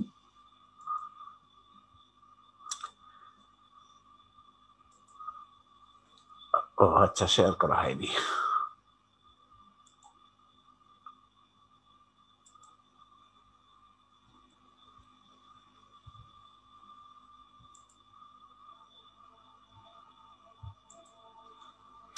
দেখুন, আমরা সূরা ফাতিহার তাফসীর করব। ফাতিহা আমরা ওইদিন বলেছিলাম উদ্বোধনী সূরা। এটা মাক্কি সূরা, মাদানী সূরা আছে না? কিছু সূরা মক্কায় নাজিল হয়েছে, কিছু সূরা মদিনায় নাজিল হয়েছে। এটা মা সূরা এর অন্য নাম। মা মানে কোরআনের, এটা বলা হয় যে কোরআনের মা সূরা মানে সবচেয়ে গুরুত্বপূর্ণ সূরা, উম্মুস সূরা বলা হয়। দেখেন, এই একটা আমরা আগের যে বলেছিলাম, এই একটা আপনার দেখাইনি, আমরা আয়াত দিয়ে দেখালাম যেটা কেন আল্লাহ বলছে এই সূরাকে মা সূরা কেন বলা হলো, উদ্বোধনী সূরা কেন বলা হলো। এই সূরাটা কিন্তু প্রথমে নাজিল হয়েছে তা নয়, এইটা পরে নাজিল হয়েছে, কিন্তু কোরআন যখন সাজিয়েছেন আল্লাহ, নবী করিম সাল্লাল্লাহু আলাইহি ওয়াসাল্লাম আল্লাহর অনুমতি ক্রমে প্রথমে নিয়ে আসা হয়েছে। দেখেন কোরআন কি বলছে, সূরা হিজরের 87 নম্বর আয়াত, ওয়ালাকাদ আতাইনা সাবআম মিনাল মাসানি ওয়াল কুরআনাল আযীম, আর নিশ্চয়ই আমরা তোমাকে দিয়েছি পুনঃ পঠিত 7টি আয়াত এবং মহাকুরআন। দেখেন, পুরো পঠিত 7টি আয়াত, সূরা ফাতিহার কথাটা আলাদা লেখা হয়েছে এবং মহাকুরআন ভিন্নভাবে লেখা হয়েছে। এই যে উপস্থাপন পদ্ধতি, এ থেকে বোঝা যায় যে সূরা ফাতিহার গুরুত্ব অনেক বেশি। বোঝা যায় কি যায় না? তোমাকে দিয়েছি পুনঃ পঠিত 7টি আয়াত, মানে সূরা ফাতিহার 7টি আয়াত, আর এবং মহাগ্রন্থ কোরআন। 7টি আয়াতের কথা, সূরা ফাতিহার কথা আলাদা করে বলে, তারপরে বলা হচ্ছে মহাগ্রন্থ কোরআন। এখান থেকে কি বোঝা যায় আপনারা বলেন দেখি? সূরা ফাতিহা কি বিশেষ গুরুত্ব দেওয়া হয়েছে কি হয় নাই? জি স্যার, দেওয়া হয়েছে স্যার, অনেক গুরুত্ব দেওয়া হয়েছে, অনেক গুরুত্ব দেওয়া হয়েছে। পুনঃ পঠিত 7টি আয়াত এবং মহাগ্রন্থ কোরআন, 7টি আয়াতকে আলাদা করে বলা হচ্ছে, মানে সূরা ফাতিহা তারপরে কোরআন বলা হচ্ছে। এখন আমাদের সমাজে বেশ আছে, আমি দেখেছি ঝগড়াঝাটি, সূরা ফাতিহা প্রত্যেক রাকাতে পড়তে হবে কি হবে না এ নিয়ে মহা কথা আছে। কেউ বলে হবে, কেউ বলে হবে না, কেউ বলে ফরজ, কেউ বলে ফরজ না। আপনারা কি বলেন? প্রত্যেক রাকাতে সূরা, এই আয়াতটা জানার পরে প্রত্যেক রাকাতে সূরা পড়া, ফাতিহা পড়া অবশ্যই দরকার কি দরকার না? কি মনে করেন? বাধ্যতামূলক, পড়তেই হবে, ইট ইজ এ মাস্ট। তাই দেখেন, এই আয়াতটা জানার সাথে সাথেই বলবে ইয়েস প্রত্যেক আয়াতে পড়তে হবে। এই নিয়ে যে কত ঝগড়া হয়েছে, এখনো ঝগড়া আছে, এটা পড়া লাগবে কি লাগবে না। অথচ আল্লাহ রাব্বুল আলামিন সূরা ফাতিহাটাকে আলাদা করে বলতেছে, পুনঃ পঠিত। তার মানে বারবার পড়ো, প্রতি রাকাতে পড়ো, কারণ এই সূরার মধ্যে এমন সব তথ্য আছে যা ওই পুরা কোরআনের তথ্যের মধ্যে এসে যাবে। তাহলে এই আয়াত যদি কেউ পড়া থাকে, তাহলে সূরা ফাতিহা সম্বন্ধে কোনো সন্দেহ করার কারণ আছে যেটা পড়তে হবে কি হবে না? না না, চিন্তা করুন কিভাবে আমাদেরকে বিমুখ করা হয়েছে, কোরআন থেকে সরিয়ে দেওয়া হয়েছে। এ কারণেই যেন আমরা আসল জায়গায় থাকতে না পারি। এরপরে চলুন আরেকটুখানি দেখেই আমরা আপনাদের প্রশ্ন করে আমরা শেষ করব। দেখেন, এই হচ্ছে সূরা ফাতিহার আয়াতগুলি। আমরা মূল আয়াতটা যেটা আলোচনা করা হবে যে সেটা নীল সবুজ রাখবো, আর অন্য আয়াত যখন আসবে তখন সেটা অন্য কালারে থাকবে। দেখেন, এইটে সূরা ফাতিহার শব্দসমূহ ৭৫০০ বার আল কোরআনে ব্যবহৃত হয়েছে। ৭৫০০ বার। কোরআনে আছে মোট ৭৮,০০০ শব্দ, ৭৮,০০০। তা ৭৫০০টা শব্দ কোরআনে সূরা ফাতিহায় আসছে। আলহামদুলিল্লাহ রাব্বিল আলামিন। এইখানে আমরা সেদিন বলেছিলাম খালি একটা কথা, কোরআন যে আল্লাহর কিতাব, এইটুক খালি বলে আমরা যে শেষ করব। কোরআন যে আল্লাহর কিতাব তা বোঝার সব থেকে বড় প্রমাণটা কি, এইটুক বলে আমরা আর ব্যাখ্যা আজকে করব না। কোরআন যে আল্লাহর লেখা কিতাব তার একটা তথ্য এখানে আছে। এটা যে আল্লাহর কিতাব, মানুষের লেখা কিতাব না, সেই একটা তথ্য এই একটা আছে আলহামদুলিল্লাহ রাব্বিল আলামিন এর মধ্যে। দেখুন তো কোন তথ্যটা হতে পারে, আমি অর্থটা এখন দেখছি না, কেউ বলতে পারবেন এর মধ্যে কোন শব্দটা বা কোন তথ্যটা বলে দেয় যে কোরআন আল্লাহর লেখা কিতাব, মানুষের লেখা নয়? আলহামদুলিল্লাহ রাব্বিল আলামিন এই একটার মধ্যে এমন একটা তথ্য আছে যেটা বলে দেয় কোরআন মানুষের লেখা কিতাব নয়। এই হচ্ছে আয়াতে ডুব দেওয়া। আয়াতে ডুব দেয়া এটাকে বলে। আলহামদুলিল্লাহ রাব্বিল আলামিন পরিচয় দিলাম 10 নেকি, প্রতি অক্ষরে 10 নেকি, আহারে নেকি কামাই করে ফেললাম সব। ওয়ালাইকুম আসসালাম। জি, দেখি কেউ বলতে পারে কিনা যে এই আয়াতে কোরআন যে আল্লাহর কিতাব, রব্বিল আলামিন স্যার, রব স্যার, রব রব রব বলে তো আল্লাহ, আল্লাহর কিতাব তার প্রমাণ, এটা যে আল্লাহর কিতাব তার প্রমাণ আরো কিছু, অন্য কিছু, অন্য কিছু। তার জগৎ সমূহের রব মানে আলামিন। ডক্টর তাহমিনা বলছে, ডক্টর তাহমিনা বলছে কোরআন যে আল্লাহর লেখা কিতাব, এই ব্যাপারে কোরআনের দুটি কথা, দুটি রকম চ্যালেঞ্জ, একটা চ্যালেঞ্জ আল্লাহ দিয়েছে। সে চ্যালেঞ্জটা কি? কাফেররা বলতো এইটা তো মোহাম্মদের কাছে রাত্রে এক বড় কবি এসে মোহাম্মদের কানে কানে বলবে, মোহাম্মদ সেটা বলে। এটা তো একটা কবিতা লিখতে বড় একজন কবিতা এসে বলে দেয়। আল্লাহ বলছে ফাতু বিসূরাতিন মিন মিসলিহি, এরকম একটা সূরা তোমরা বানায় দেখাও। তোমরা বলছো এটা মানুষের লেখা, বানায় দেখাও তো একটা সূরা, একটা আয়াত বানায় দেখাও। এটা একটা চ্যালেঞ্জ। পৃথিবীর কেউ এটা বানাতে পারবে না। কিন্তু এটা তারপরেও যারা ধরেন একটু ওই কি বলে, আপনারা কি বলেন জানি, যারা নেই ঠেলা মানে যারা ওজন করে নিজেরটা কইতে চায়, না বড় কোনো কবি বানাতেই পারে, চেষ্টা করলে হয়তো পারবে। কিন্তু এমন তথ্য আছে যেটা বললে কোনো আর কেউ আর কোনো সন্দেহ করতে পারবে, বলতেই পারে, মাথাটা নত করে দিবে। ইয়েস, ডক্টর তাহমিনা যে কথা বলেছে ঠিক আছে। এইটুকু বলে আমরা আজকে শেষ করছি। আর তারপরে পুরা আমরা তাফসীর বা ব্যাখ্যাটা পুরা করব পরের আয়াতে, পরের অনুষ্ঠানে ইনশাআল্লাহ আমরা করব। আমরা এখন প্রতি মাসের প্রথম এবং তৃতীয় শুক্রবার, মনে রাখার জন্য, প্রথম বৃহস্পতিবার এবং তৃতীয় বৃহস্পতিবার রাত 8টায়। দেখুন, এই যে আলামিন, আমরা আগে বলতাম ইউনিভার্স ছিল কথা, এখন সেটা কি হয়েছে? সে কথাটা মাল্টিভার্স। এখন কিন্তু আমরা ইউনিভার্সের নাম চেঞ্জ হয়ে গেছে। বৈজ্ঞানিকরা বলছে এটা ইউনিভার্স না, এটা মাল্টিভার্স। এই মাল্টিভার্সের কথাটা কোরআন বলে দিয়েছে। জগৎ সমূহ, আলেমুন হচ্ছে সিঙ্গুলার নাম্বার, আলামিন হচ্ছে প্লুরাল নাম্বার। তাহলে এই জগৎ সমূহ দিয়ে বলে দিচ্ছে যে এই কিতাব এমন সত্তা লিখেছেন যার সকল বৈজ্ঞানিক জ্ঞান, সকল কিছুর জ্ঞান আছে, 3 কালের জ্ঞান আছে। 14 বছর আগে এটাকে মাল্টিভার্স বলা কোনো মানুষের পক্ষে সম্ভব নয়। এই একটা যে কোরআন যে এই বিজ্ঞানের তথ্যগুলো হচ্ছে কোরআন যে আল্লাহর কিতাব হওয়ার প্রমাণ, এইটা কোথায় লেখা আছে? কোরআনে আর কোথাও লেখা আছে? যারা আমাদের সিনিয়র যারা এখানে আছেন, যারা, তারা বাদে অন্য কেউ বলতে পারবেন যে যত একটা আয়াতে লেখা আছে বিজ্ঞান যত আবিষ্কার হবে তত কোরআন সত্য প্রমাণিত হবে? বিজ্ঞান যত আবিষ্কার হবে, সে আবিষ্কার সত্য হলে ওটা কোরআনের সাথে মিলে যাবে, আর কোরআন সত্য বলে প্রমাণিত হবে। দেখুন সে আয়াতটা। তাহলে আমরা এই আলামিন শব্দটা বলে দিচ্ছে, এই কোরআন মানুষের লেখা কিতাব নয়, এটা এমন সত্তার লেখা কিতাব যার সকল জ্ঞান আছে। সেই জন্য 1400 বছর আগে উনি মাল্টিভার্স কথাটা আনছেন, যেটা এখনকার বিজ্ঞানীরা বলছে এটা ইউনিভার্স নয়, মাল্টিভার্স। আমরা কত ইউনিভার্স লিখেছি, ইউনিভার্স ইউনিভার্স। দেখুন ওই একটা দেখেই আমরা শেষ করছি। আলহামদুলিল্লাহ। আচ্ছা আচ্ছা, সানুরিহিম, ওটা হচ্ছে সানুরিহিম আয়াতিনা ফিল আফাক। ওই আয়াতটা কি আছে নাই? হ্যাঁ, এই যে সানুরিহিম আয়াতিনা ফিল আফাকি ওয়া ফি আনফুসিহিম হাত্তা ইয়াতাবায়্যানা লাহুম আন্নাহুল হক। শীঘ্রই আমরা দিগন্তে এবং তাদের নিজেদের শরীরের মধ্যে থাকা আমাদের নিদর্শনাবলী তাদেরকে দেখাতে থাকবো, যতক্ষণ না তাদের নিকট সুস্পষ্ট হয়ে উঠবে যে তা অর্থাৎ কোরআনের সকল বক্তব্য সত্য। দেখেন এখানে দেখানো হচ্ছে দিগন্ত মানে শরীরের বাইরের জগৎ আর শরীরের মধ্যের জগৎ, দুই জায়গায়। শরীরের মধ্যের জগৎ আর শরীরের বাইরের জগতে ধীরে ধীরে নিদর্শনে আল্লাহ দেখাবেন,